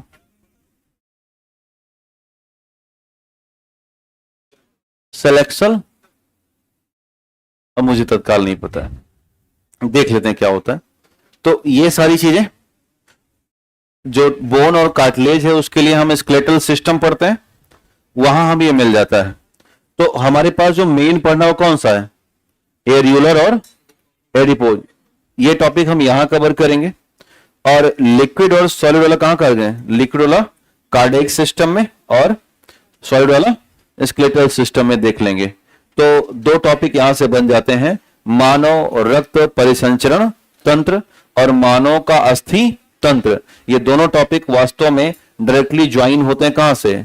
टिश्यू वाले टॉपिक से ज्वाइन होते हैं, यानी कनेक्टिव टिश्यू से। बाकी एरियोलर और एडिपोज के बारे में जानकारी आइए हासिल करते हैं। लिखिए अलग से हेडिंग, एरियोलर टिश्यू या सामान्य संयोजी ऊतक, लिखिएगा एरियोलर टिश्यू या सामान्य संयोजी ऊतक, लिखिएगा एरियोलर टिश्यू या सामान्य संयोजी ऊतक, एरियोलर टिश्यू या सामान्य संयोजी ऊतक। ये हड्डी है और हड्डी के ठीक बगल में क्या होती हैं? मांसपेशी या मसल्स, और इसे हम मसल्स ही मान रहे हैं। ये मसल्स है और ये बोन है, और मसल्स के ठीक बगल में हमें एक और हिस्सा दिखता है और यह है स्किन। तो इसे हम स्किन मान लेते हैं। तो जो मसल्स और स्किन है इनके बीच में एक कनेक्टिव टिश्यू काम कर रहा है, और लाइक एक ग्लू, कैसे काम करता है? ग्लू की तरह काम करता है, और इसी को हम बोलते हैं एरियोलर टिश्यू के तौर पर। तो areolar tissue present between skin and muscles of our body. तो इनकी जो उपस्थिति है वो है मसल्स और स्किन के बीच में, यानी कि जो हमारी त्वचा है और मांसपेशी एक दूसरे से भी चिपकी हुई है, तो उसके चिपकने का मेन कारण क्या है? एरियोलर है। तो लगभग सबके पास ये त्वचा में मौजूद है एरियोलर, और उम्र के कई साल तक रहती है। लेकिन जब ढलान पर होते हैं तो इसकी स्थिति कमजोर होती है और हमारी त्वचा मांस को छोड़ देती है ना। अक्सर जब ज्यादा मोटापा हो जाता है तब भी शरीर थुलथुली हो जाती है, देखा होगा ना। आप जंप करेंगे तो पेट भी साथ जंप करता है, जंप जंप जंप जंप। तो ऐसी स्थिति में कहते हैं ना कि एक डायलॉग मैंने कहीं पढ़ा है उसका, कंगना रनौत का, कि शरीर मांस छोड़ रहा है इनका। कैसे बढ़ रहे हैं? अदरक जैसे आपका विस्तार होता चला जा रहा है। तो पता नहीं कौन सी फिल्म थी, तनु बेट्स मनो, हाँ ऐसे फिल्में समाज का आईना होती हैं। रिटर्न, अच्छा बड़ा रिसर्च करके बैठे हो, है ना। चलिए, तो लिखिएगा नहीं, बन गया चित्र। ये चित्र दीर्घकालिक याद के लिए होते हैं, जिससे कि भूले नहीं। एरियोलर आए दिमाग में तो कहाँ चलना है, त्वचा के नीचे चल जाना है। तो लिखिएगा, हाँ लिखिएगा, इट कनेक्ट या लिखिए it connect the human muscles and skin, या present between human muscles and skin. लिखिएगा it connect human muscles and skin, पहला पॉइंट डालेगा। हाँ, ह्यूमन, वुमेन कहाँ ले रहे हैं हम? ह्यूमन बोले भाई, वुमेन क्यों लिखवाएंगे? चले, अच्छा एनिमल पूछ रहे हो? हाँ अच्छा ठीक है। लड़का शर्मा गया है ना, बहुत सज्जन है बेचारे। हाँ अच्छा, हाँ आपके यहाँ खिसियाने को बोलते हैं गुस्सा होना, और हमारे यहाँ खिसियाने को बोलते हैं शर्माना। तो एक दिन एक लोग कहे हम आपसे खिसिया गए हैं, इधर ही के इलाके के थे। तो हमने कहा ऐसी कौन सी शर्मनाक बात हमने कर दी है ना, जबकि वो ये कहना चाहते हम आपसे गुस्सा हो गए हैं, आप मुझे मना सकते हो। तो कहानी ऐसी है कि भाषा का फर्क होता है ना। अब लिखिए, यह ऊतक हमारी त्वचा और मांसपेशियों के बीच पाया जाता है, त्वचा और मांसपेशियों के बीच पाया जाता है, यानी connect muscles and skin, connect muscles and skin. दूसरा लिखिएगा, इसे एक और पॉइंट लिखिएगा, इसे लूज कनेक्टिव टिश्यू भी कहा जाता है। लूज मतलब ढीला, लिखिएगा it is known as loose connective tissue, इसे लूज कनेक्टिव टिश्यू भी कहा जाता है। इसके बाद एक और लिखिएगा, लिखिए it store water and mineral, देखिए यह जल और खनिज का संग्रहण भी करती है। It store water and mineral, water and mineral. तो ये रहा एडिपोज एरियोलर के बारे में। अब लिखिएगा एडिपोज टिश्यू, नेक्स्ट लिखिएगा एडिपोज टिश्यू। हाँ दूसरा है एरियोलर के बाद एडिपोज टिश्यू। ये हमारे सामने रमेश हैं, और ये कोई रमेश के दोस्त हैं, जो भी होंगे। तो क्यों भूपेंद्र जोगी, ये नाम क्या है आपका? भूपेंद्र जोगी, ठीक है। तो ये रमेश है, रमेश के दोस्त हैं। आपको कौन मोटे लग रहे हैं? ये बड़ा कॉमन सा सवाल, रमेश मोटे लग रहे हैं ना, ठीक है। मोटे ये हैं जो कि दोस्त हैं ये, ठीक है। तो इसलिए है क्योंकि इनके अंदर क्या बढ़ गया है? फैट। ये तो बढ़ा, फैट की मात्रा बढ़ी। और कहां बढ़ी फैट की मात्रा? मसल्स में। जब मसल्स में फैट की मात्रा बढ़ी तो फैट लाइक के पार्टिकल होते हैं, और ये जो पार्टिकल है ये राउंड शेप में कैसे होते हैं? राउंड शेप या सर्कुलर शेप में होते हैं। ड्रॉपलेट कैसे होंगे? लाइक ए ड्रॉपलेट पार्टिकल होते हैं। तो जब हमारी मसल्स में स्पेशली ज्यादा मात्रा में फैट या फैट ड्रॉपलेट्स इंक्रीज करना शुरू करते हैं, तो presence of the fat droplets in muscle is known as the adipose tissue. तो एडिपोज टिश्यू किसके पास ज्यादा है? दोस्त के पास कि रमेश के पास? दोस्त के पास। बेसिकली जो फैट होती है ये हीट की इंसुलेटर होती है, ऊष्मा की कुचालक मानी जाती है। और आपको ये भी पता है कि fat is the primary source of energy. तो हमारी बॉडी में एडिपोज टिश्यू बिटवीन होता है मसल्स के, और मसल्स के अपर लेयर पर मौजूद होता है, जो कि ठीक किससे कनेक्टेड है? स्किन से कनेक्टेड होता है, और ये ड्रॉपलेट के तौर पर मौजूद है। इनका काम है कि बॉडी को पहली बात तो टेम्परेचर मेंटेन करके रखा जाए। आप सोचिए कि अगर अभी तापमान 37 से कम है इस समय, कि है बराबर? यहाँ पे 37 होगा, 40 है। अच्छा, तापमान लिखा है क्या? देखो एग्जैक्ट 37 है, जो कि पता नहीं झूठ बोल रहा है जो भी है ना, उसकी बस की तापमान मापना 5 रुपए घड़ी की बस का जो भी है। तो तापमान जितना भी वेरिएशन हो, लेकिन हम तो 37 ही रहते हैं। उसका मेन रीजन है कि आप लेयर लगाए किसका? एडिपोज टिश्यू का। तो अक्सर मोटे लोग कम ठंडा लगता है मोटे लोगों को, और दुबले पतले लोग एकदम ठहर ठहर के ठंडा करते हैं, एकदम घबराए से हैं। तो मोटा व्यक्ति ठंडा इसलिए नहीं लग रहा है क्योंकि उसके अंदर क्या भरा हुआ है? फैट का मोटा लेयर भरा हुआ है, और पतले के पास लेयर है ही नहीं कोई, फैट के नाम पे जीरो। जब फैट के नाम पे जीरो है तो उसको ठंडा ज्यादा लग जाएगा। यही रीजन है कि जो एक्सट्रीमली वेदर होता है, बहुत ही ज्यादा ऐसी ठंड, एक्सट्रीमली ठंड है वहां पर, जैसे कि पोलर रीजन। तो पोलर रीजन में जब आप जानवरों को देखें, पोलर बियर देख लीजिए, मतलब पोलर बियर को देख के लगता है ये क्या ही हो गया, कौन सा इनर बियर पहन लिया इसने। इंटर कर जाता है नीचे, अंदर अंदर पकड़ने चला जाता है, सील उल बहुत दूर तक, और एकदम पूरा सफेद बर्फ है, उसी प्लेट के आराम से लग रहा है कि इसका बिछौना है ना। ऐसे जो स्लेज आपने देखा होगा, कुत्ते खींचते हैं गाड़ी, एक इग्लू है ना, इग्लू वाले, तो उनको कुत्ता रखे हैं, वो पूरा प्रॉपर तरीके से काम कर रहा है। तो ये जो आर्कटिक रीजन के हमारे पास एनिमल है, एक पेंगुइन होता है, देखा होगा, ऐसे खड़ी रहती है, ऐसे से चलती है थोड़ा। तो ये जो पेंगुइन वगैरह है, ये अपने ऊपर बहुत मजबूत लेयर लेके चलती हैं, और लेयर किसकी है? एडिपोज टिश्यू का, जिससे वो बहुत ज्यादा ठंड के क्षेत्र में बच जाती हैं। बच्चों में खासकर अगर हम बच्चों की बात करें तो ब्राउन फैट टिश्यू मैंने बताया आपको शायद, तो ब्राउन फैट टिश्यू बहुत dense medium of the adipose tissue है, जो हमें बाहर से प्रोटेक्शन दे रही है। तो समझ में आया कुछ? लिख लेते हैं फिर, लिखिएगा। Adipose tissue present, adipose tissue present between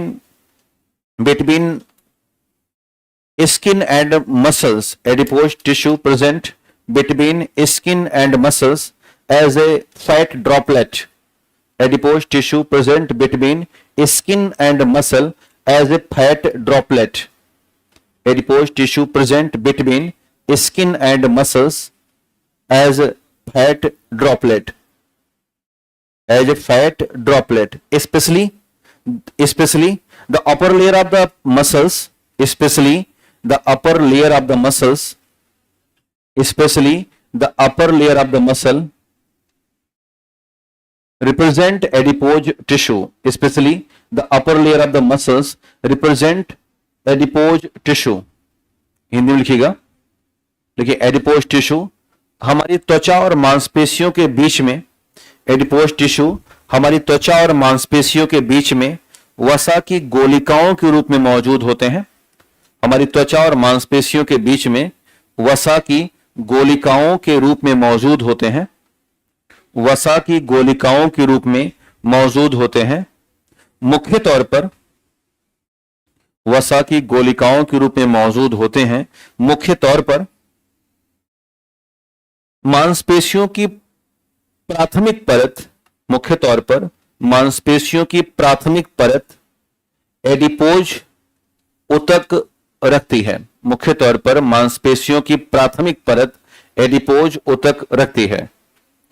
मांसपेशियों की प्राथमिक परत एडिपोज ऊतक रखती है। मांसपेशियों की primary layer represent adipose tissue. दोनों भाषा हो गया। नीचे क्या भैया? मांसपेशियों की प्राथमिक परत एडिपोज ऊतक रखती है। अब नीचे एक नोट डाल दीजिएगा, इट इज नेसेसरी फॉर, लिखिएगा adipose tissue is necessary for, adipose tissue is necessary for emergency food, adipose tissue is necessary for emergency food, adipose tissue is necessary for emergency food and to maintain body temperature, and to maintain body temperature. Adipose tissue is necessary for food and to maintain body temperature because, लिखिए adipose tissue is necessary for क्या लिखा आपने आगे? हाँ, emergency food and to maintain body temperature because fat is a primary source of energy because fats are, लिख सकते हैं जो भी इज लिख लीजिए, fat is the primary source of energy, fat is the primary source of energy and heat insulator, and heat insulator, fat is the primary source of energy and heat insulator. तो heat insulator क्या करेगा, maintain body temperature, और primary source क्या करेगा, emergency food. हम जब हमारे पास energy नहीं होगी, ऊर्जा नहीं होगा, तो हम क्या करेंगे, उसका वसा तोड़ के अपना लिए ऊर्जा बना लेंगे। नीचे एक नोट लिखिए, हिंदी में लिखिएगा, एडिपोज उतक, एडिपोज उतक, एडिपोज उतक इमरजेंसी भोजन के लिए, एडिपोज उतक इमरजेंसी भोजन के लिए, एडिपोज उतक इमरजेंसी भोजन के लिए, एडिपोज उतक इमरजेंसी भोजन के लिए तथा शरीर के तापमान को नियंत्रित करने के लिए महत्वपूर्ण है। इमरजेंसी भोजन के लिए तथा शरीर के तापमान को नियंत्रित करने के लिए महत्वपूर्ण है। शरीर के तापमान को नियंत्रित करने के लिए महत्वपूर्ण है। शरीर के तापमान को नियंत्रित करने के लिए महत्वपूर्ण है, क्योंकि वसा ऊर्जा का प्राथमिक स्रोत है, क्योंकि वसा ऊर्जा की प्राथमिक स्रोत है, क्योंकि वसा ऊर्जा की प्राथमिक स्रोत है और ऊष्मा की कुचालक है। वसा ऊर्जा की प्राथमिक स्रोत है और ऊष्मा की कुचालक है। वसा ऊर्जा की प्राथमिक स्रोत है और ऊष्मा की कुचालक है। तो सबसे देर तक कौन जिंदा रह सकता है बिना भोजन के, मोटा कि पतला? मोटा वाले के पास चूंकि जमा है वसा, तो अपना वसा काट काट के खाएगा। पतला वाले के पास वैसे नहीं तो मर जाएगा जल्दी से। एक और नोट डाल दीजिएगा, लिखिएगा, animals living in cold region, animals living in cold region, कुछ जानवर के बारे में देख लेते हैं, वही मैं बताना चाह रहा हूं कि ब्राउन फैट टिश्यू के बारे में। देखिए, animals living in cold region like a polar bear, like a polar bear, penguin, like a polar bear, penguin, animals living in cold region like a polar bear, penguin have more adipose tissue, have more adipose tissue in their bodies, have more adipose tissue in their bodies, have more adipose tissue in their bodies। नीचे हिंदी में लिखिएगा, देखिए, ठंडे क्षेत्रों में रहने वाले जीवधारी, ठंडे क्षेत्रों में रहने वाले जीवधारी, ठंडे क्षेत्रों में रहने वाले जीवधारी जैसे ध्रुवीय भालू और पेंगुइन आदि में, जैसे ध्रुवीय भालू और पेंगुइन आदि में ज्यादा एडिपोज टिश्यू होते हैं। ध्रुवीय भालू और पेंगुइन आदि में ज्यादा, ध्रुवीय भालू और पेंगुइन आदि में ज्यादा एडिपोज टिश्यू होते हैं। अच्छा, रीजन क्या है? तो reason to prevent extremely cold weather और इमरजेंसी। तो बात तो समझ रहे हो ना कि ज्यादा एडिपोज टिश्यू होने का रीजन क्या है? ठंडा से बताया, और दूसरा भाई बहुत ठंडा है और गए पोलर बियर कई बार शिकार नहीं पाता। पोलर बियर की जो सूंघने की क्षमता है वो बहुत बहुत पावरफुल है। मतलब बताते हैं मीलों दूर अगर कोई सील मरी है या निकल के बैठी है तो वो बहुत सांस नीचे से सांस से चले जाते हैं और वहीं तोड़ते हैं बर्फ जहां पर रहती है, तो और वो पूरा ठीक ठाक भोजन उठाते हैं। और अगर भोजन नहीं मिला तो कई बार भूखुस हो जाते हैं, क्योंकि अंदर में क्या है, फैट है, और ऐसा करके वो अपना जीवन वहां पर सरवाइव कर रहे हैं। क्योंकि भाई आर्कटिक में आवश्यक नहीं कि रोज भोजन मिल जाए ना, तो जैसा जीवधारी बनाया ईश्वर ने वैसा स्थान भी उसको चिन्हित करे, भाई आप आराम से रहो, उसको चिंता होने वाली नहीं है। हाँ, आराम से भैया, ठीक। टाइम हो गया क्या? हाँ, चले, अभी तो बहुत समय है। ये तो तब होता है जब टाइम हो जाती है, ये सिम्टम्स है। हाँ, कि पहले उसका बोतल गिराएंगे प्लास्टिक का, हम नहीं मानेंगे तो वो वाला गिरा देंगे स्टील वाला, और गिरा के कुछ दूर तक घुमाएंगे, टन टन टन करेगा, तो समझ लो कि बंद कर दो, हो गई कहानी, छुट्टी कर दो, है ना? क्या चीज? अच्छा, मैं अगर कुछ सवाल करूं कि जो स्टोरेज फूड है, चूंकि बेसिकली एडिपोज कैसा हो गया, अब स्टोरेज फूड हो गया, तो जरा बताना कि जो शैवाल है खास करके, तो शैवाल में या एल्गा में स्टोरेज फूड क्या होता है? जिससे पूछूंगा वो बताएगा। बिल्कुल शांत रहना। एल्गा में स्टोरेज फूड क्या है? जनता जवाब चाहती है, बताओ। Fat plus protein. बैठ, जनता जनता पूछ रही है। चल, शैवाल में स्टोरेज फूड नहीं जानकारी, इधर देख ले। What is the storage food in algae? बताइए। हाँ, आपसे पूछ रहे हैं। स्टार्च एंड, इनका कहना है starch and fat. Is it true? Because algae is the part of plant cell and plant cell storage food is starch and algae, starch and fat.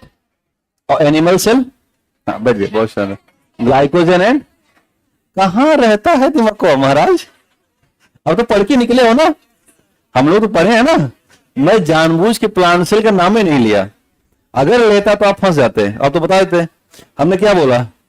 Algae बोला। अब एल्गी आपके दिमाग में है कि एल्गी क्या है?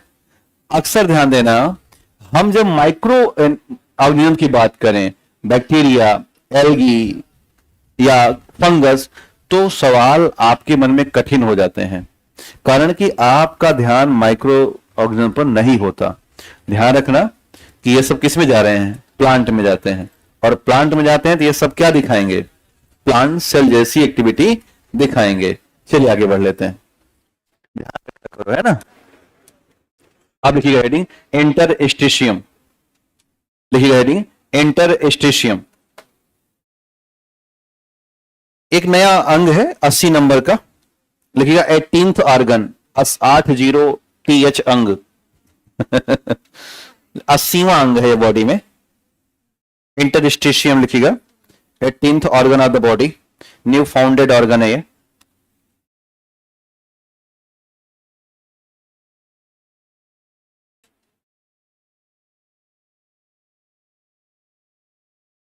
लिखिए, ये वास्तव में जैसे ये स्किन आप देखिएगा तो स्किन के ठीक नीचे एक लेयर मिलेगी और इस लेयर के बाद मसल्स मिलेगी ऐसे। तो जो ये आप बीच में देख रहे हैं, बहुत दिनों तक ये माना गया कि ये भी एक कनेक्टिव टिश्यू है। जैसे हमने देखा ना कि स्किन और मसल्स के बीच में क्या है? Areolar areolar areolar. बहुत दिन तक इसे माना गया कि या तो ये एरियोलर है या तो ये एडिपोज है। अब ये क्या हुआ कि ऐसा तो नहीं रातों रात किसी ने अंग डाल दिया हमारे अंदर, ऐसा तो होगा नहीं ना कि 80वां अंग खोजा गया, ऐसा बोला जाता है कि discovered 18th organ in our body. तो ऐसा तो है नहीं कि हम सो रहे थे, पता चला कि एक कोई आया, एक अंग डाल के चला गया और नया मिल गया हमें।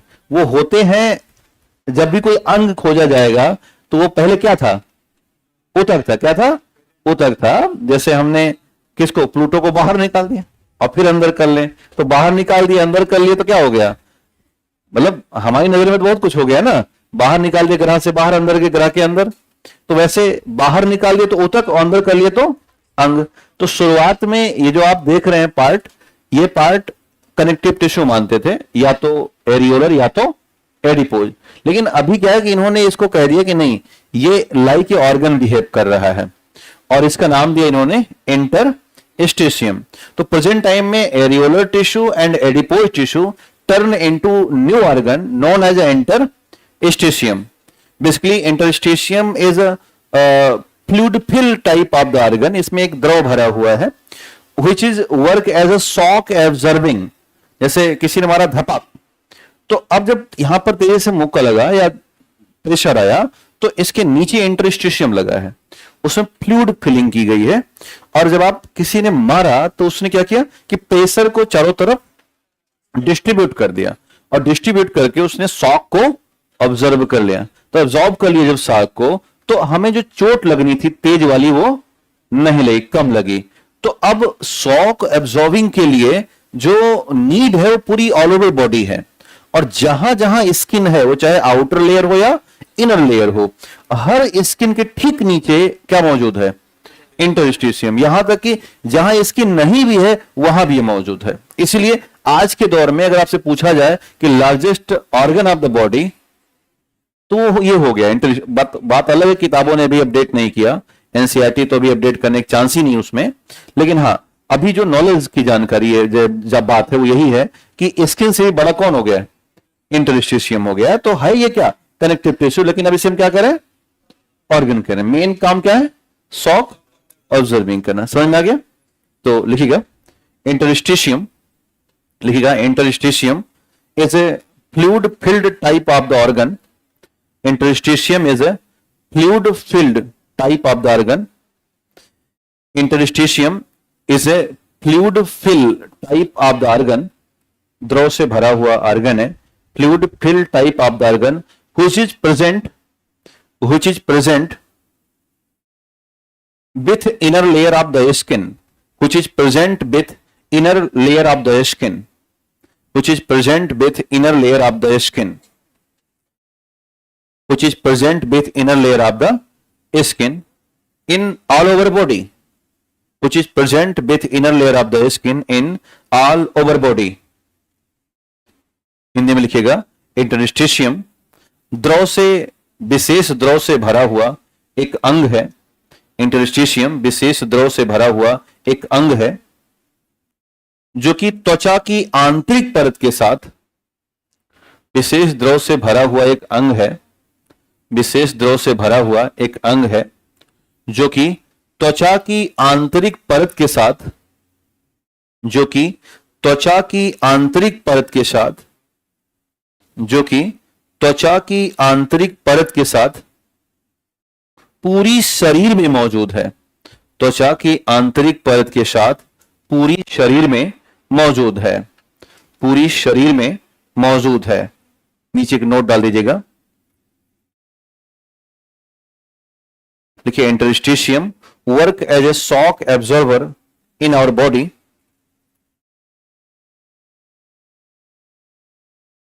Interstitium work as a shock absorber in our body, work as a shock absorber in our body।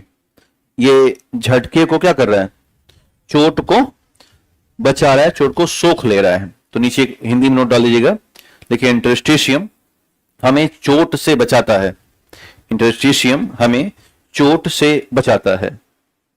ये बात जरूर लिख लीजिएगा, वर्तमान में सबसे बड़ा या लार्जेस्ट ऑर्गन कौन है, इंटरस्टिशियम है। और लिख के स्टार लगा देना, बाकी समझ रहे हो क्यों स्टार लगा रहे हो, क्योंकि ऐसा माना नहीं जाए एनसीईआरटी के द्वारा, जब माना जाएगा देखा जाएगा। आपसे पूछ सकते हैं बस, खाली तो पूछेंगे तो आप लगा देना, नहीं पूछेंगे कोई बात नहीं है। देखिएगा largest organ of the body is interstitium, शरीर का सबसे बड़ा अंग बन गया है अब इंटरस्टिशियम। इंटरस्टिशियम, यहां तक सबको समझ में आई बात? अब लिखिएगा मस्कुलर टिश्यू या पेशीय ऊतक, लिखिएगा मस्कुलर टिश्यू या पेशीय ऊतक, मस्कुलर टिश्यू या पेशीय ऊतक, मस्कुलर टिश्यू या पेशीय ऊतक। हमारी जितनी भी मांसपेशियां हैं ये सारी की सारी बनी हैं मस्कुलर टिश्यू या पेशीय ऊतकों से। और इसको आप ऐसे समझिएगा कि अगर हम अपनी मसल्स पर थोड़ी पढ़ाई लिखाई करें तो हमें ये पता चलता है कि इनका जो स्ट्रक्चर है वो फाइबरस है, यानी कि इनमें फाइबर नुमा रचनाएं लगी हुई हैं। कुछ ऐसी रचनाओं से मिल करके अपनी मांसपेशियां बनी हैं, एक के ऊपर एक लेयर बनी हुई है और इसे एक के ऊपर एक लेयर को मिला करके हम मसल्स देख पाते हैं। कुछ मसल्स अलग तरह की हैं, हालांकि वो भी लेयर वाली, लेकिन इनमें जो लेयर है वो बहुत इरेगुलर पैटर्न पर है और कुछ मसल्स रेगुलर पैटर्न पर होती हैं। ये जो लेयर आप देख रहे हैं ये दो प्रोटीन से मिलकर के बनी है। एक प्रोटीन है एक्टिन और एक प्रोटीन है मायोसिन। आई थिंक नाम सुना होगा, हाँ, जो पुल की पावर देती हैं वो एक्टिन और मायोसिन का मामला है। कुछ मसल्स में एक्टिन और मायोसिन रेगुलर पैटर्न में होता है, यानी कि इसका पैटर्न कैसा है, रेगुलर है। और कुछ में एक्टिन और मायोसिन इरेगुलर पैटर्न का होता है। इन्हीं का जो कलेक्टिव फॉर्म है उसी को हम बोलते हैं मसल्स टिश्यू या मस्कुलर टिश्यू कहते हैं। यानी collective form of the actin and myosin either regular form और irregular form is known as muscular tissue in our body. इस चित्र को बनाइए, फिर परिभाषा लिखते हैं। हाँ, नए लाइन से लिख दो देवी जी, इतना 2 लाइन बचा है, नया पन्ना ले लिया करो। घर वाले मना किए का इतना बचाओगी सोने की दीवार बन जाएगी। 2 लाइन बची, नया टॉपिक लिख रही हो उसी में। आप इससे क्यों लिखते हो? वो लाइनिंग वाले में आप लोग क्यों लिख रहे हो? घर वालों ने खरीद के ही दे दिया है। सफेद कागज पे लिखने का प्रयास करो, मेन सोच नहीं देना क्या है? स्पाइरल पन्ने पे लिखो। हाँ A4 साइज का होना चाहिए। हाँ ऐसे ही, और कोशिश करो कि हाशिया बनाने की कोशिश करो। एक कॉपी देना, बताएं देना अपनी कॉपी। हाँ देखो, कोशिश करो कि लिखते समय आप उसको थोड़ा मोड़ लिया करो हल्का, है ना। हाँ इतना हाशिया बना लिया करो, इसे बोलते हैं हाशिया, है ना। इतना छोड़ के इधर लिखना शुरू करो। नियम तो दोनों तरफ का है, लेकिन आप यहां मत किया करो क्योंकि पन्ना खराब होगा आपका। लेकिन एक तरफ जरूर हाशिया छोड़िए, और दूसरा यहां से लिखना मत शुरू करो, यहां ऊपर थोड़ा सा छोड़ा करो, हल्का स्पेस रखो भाई। जब आपकी कोशिका में इंटर स्पेस है तो कॉपी में क्यों नहीं है? एवरी कनेक्टिव, नहीं आप बताओ क्यों नहीं है? इनमें देखो है, बहुत स्पेस छोड़े हैं। ये देखो ऊपर प्रॉपर स्पेस है इनमें। पहले अपना देखो ना, स्पेस नहीं छोड़े हो, आप भी नहीं छोड़े हो ऊपर। तो कोशिश करिए कि एक तरफ यहां और दूसरी तरफ यहां ये स्पेस छोड़ के लिखिए। दूसरा, रूल्ड कॉपी पर बिल्कुल मत लिखिए। तीसरा, रफ कॉपी जो गोबर की बनती है उसमें नहीं लिखना है। चौथा, लिखो फेंको कलम नहीं होनी चाहिए। हाँ, और पांचवा, कलम की टोपी उतार के लिखने का प्रयास मत करना। जितनी वजनी पेन रहेगी उतना शानदार और उतनी देर तक लिख पाओगे। हल्की पेन से 1.5 घंटे के बाद उबन आनी शुरू हो जाएगी। तो पेन की वजन बढ़ाइए और कोशिश करो ग्रिपिंग वाली पेन लीजिए जिसमें प्लास्टिक लगा होगा। हाँ, तो ये कुछ आदतें बदलिए अपने, नहीं तो वहां जाके आप हल्के में सरक जाओगे, फिर मजा नहीं आता। थोड़ा वजन, बल्ला कैसा होना चाहिए? हल्का भारी, है ना। आदत डालोगे बन जाएगा। लीजिए, ये तीनों लोग देखो एक ही तरह बैठे हैं, है ना। देखो हाँ, इन्होंने बढ़िया बनाया है अपना। हाँ इन्होंने देखो बढ़िया शानदार छोड़ रखा है। तो थोड़ा सा जो रूल रेगुलेशन उनको फॉलो करिए, है ना। जहां पा रहे वहीं लिख डाल रहे हो, ऐसा मत करिए। चलिए, हाँ अगली बार अब इसमें बना लो, कोई बात नहीं है। लेकिन नेक्स्ट क्वेश्चन खरीदना तो ये लेना, ये कलम हटा लो पहले जो आप लियो। ये भाई लिखो फेंको, है ना। क्या हुआ? अच्छा, ड्रिलिंग हो रही नीचे, अपने यहां तो नहीं हो रही ना, तब ठीक है। हमें लगा इसमें हो रही है। चलें, तो बन गया ना ये। हाँ, मसल्स में जो स्ट्रक्चर बनाओ कैसा बना? एक्टिन और मायोसिन का। लिखिएगा, all muscles in our body, लिखिएगा all muscles in our body made with muscular tissue, all muscles in our body made with muscular tissue, all muscles in our body made with muscular tissue, made with muscular tissue। लिखिएगा, हमारे शरीर की सभी मांसपेशियां, हमारे शरीर की सभी मांसपेशियां पेशीय ऊतकों से मिलकर बनी हैं। हमारे शरीर की सभी मांसपेशियां पेशीय ऊतकों से मिलकर बनी हैं। हमारे शरीर की सभी मांसपेशियां पेशीय ऊतकों से मिलकर बनी हैं।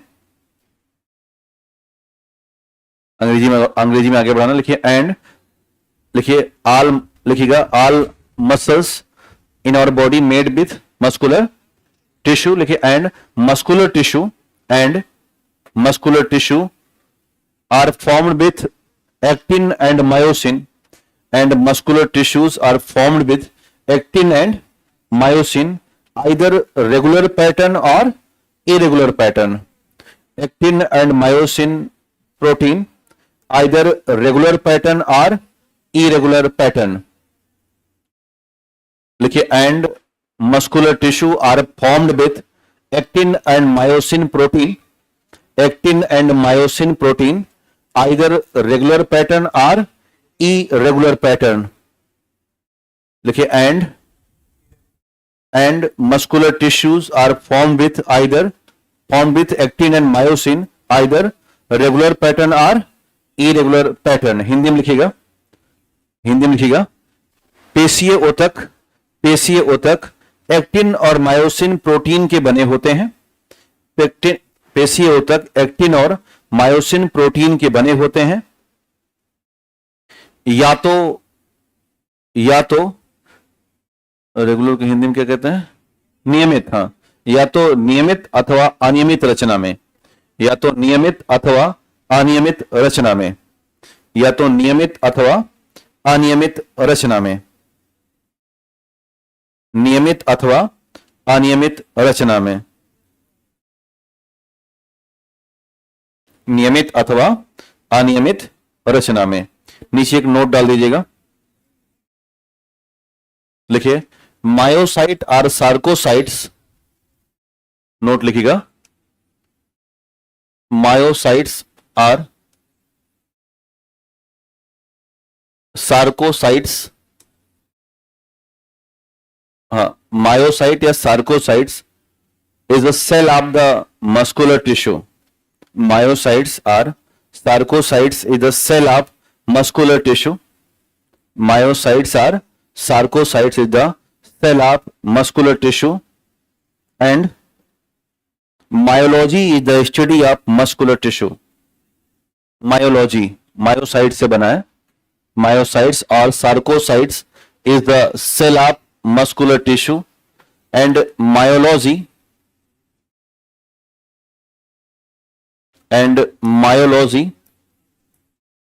is the study of muscular tissue. Myology is the study of muscular tissue. Hindi में लिखिएगा, मायोसाइट या सार्कोसाइट। अब हिंदी में यही लिखना होगा, मायोसाइट या सार्कोसाइट हमारी मांसपेशियों की कोशिकाएं हैं। मायोसाइट या सार्कोसाइट हमारी मांसपेशियों की कोशिकाएं हैं। मायोसाइट या सार्कोसाइट हमारी मांसपेशियों की कोशिकाएं हैं, और मांसपेशियों का अध्ययन मायोलॉजी कहलाता है, मांसपेशियों का अध्ययन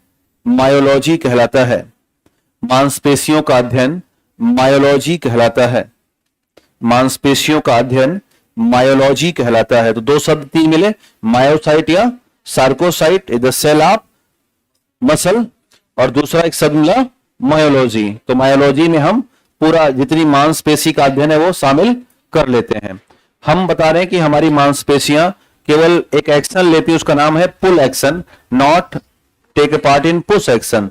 इसका मतलब है कि अगर हम अपना हाथ मोड़ रहे हैं तो क्या मैं पुल कर रहा हूं कि पुश कर रहा हूं? पुल। तो अपर मसल्स की लोअर मसल्स,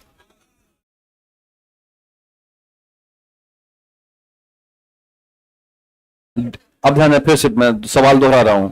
अगर मैं अपने हाथ मोड़ रहा हूं तो लोअर मसल्स कॉन्ट्रैक्ट हो रही हैं कि अपर सिकुड़ रही हैं और नीचे वाली फैल रही हैं। तो सिकुड़ना पुल है कि फैलना पुल है? पक्का? और पुश क्या फिर?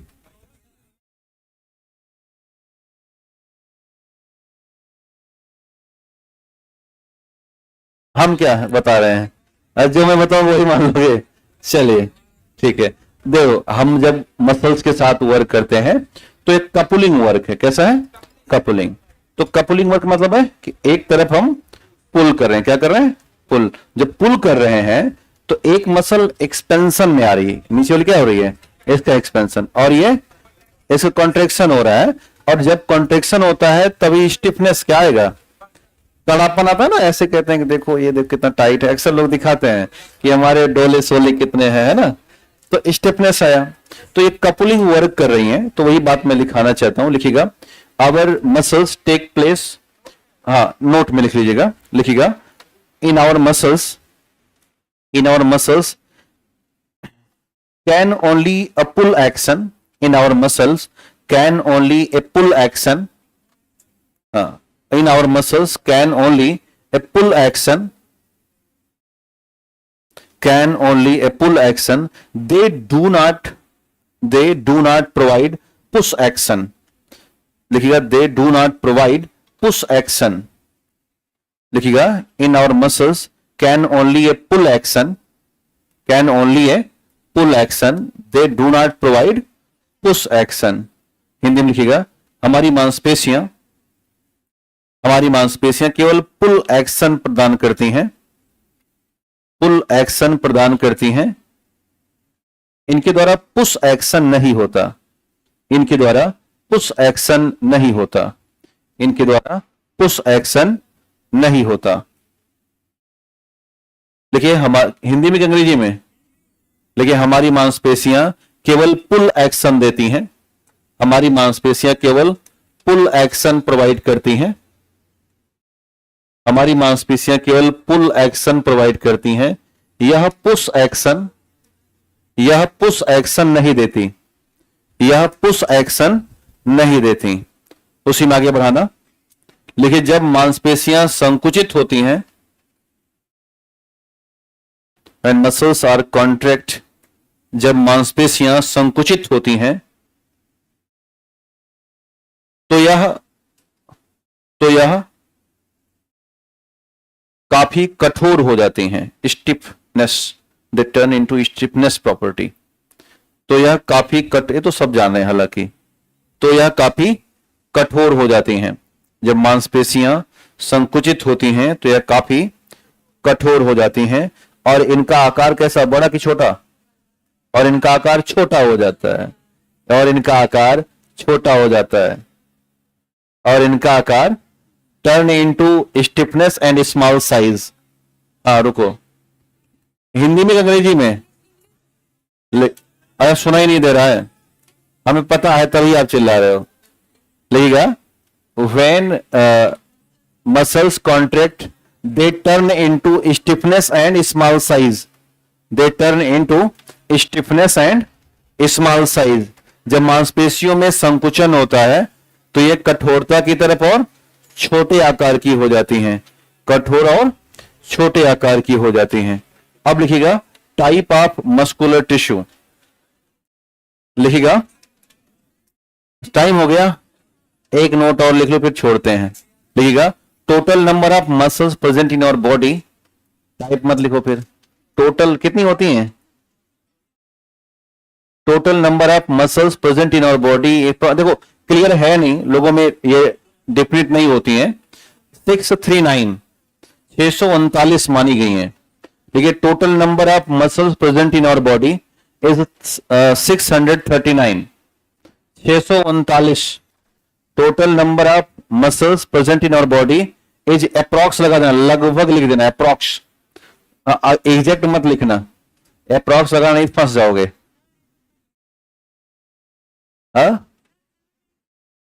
नहीं होता क्या है कि किसी में कम है किसी में ज्यादा है, लेकिन जो बेसिक माना गया वो 639 है, किसी में बताते हैं 700 में मिल जाती है, तो पता नहीं है, फिर भी लिखने के लिए लिखा यही जाता है। लिखिएगा अप्रॉक्स नंबर कितना, 639। तो अब लिखिएगा टाइप ऑफ मस्कुलर टिश्यू, लिखिएगा टाइप ऑफ मस्कुलर टिश्यू। हमारे पास ढेर सारे मस्कुलर टिश्यू हैं, स्केलेटल है, स्मूथ है और कार्डियक है, मेनली 3 हमारे पास हैं। हालांकि आज अब समय ये कह रहा है कि रोक दिया जाए यहाँ पे, तो कल हम लोग इसकी तरफ रुख करते हैं। तो आज के लिए इतना ही, आप ससम्मान आराम से घर जाइए और कल फिर से आइए।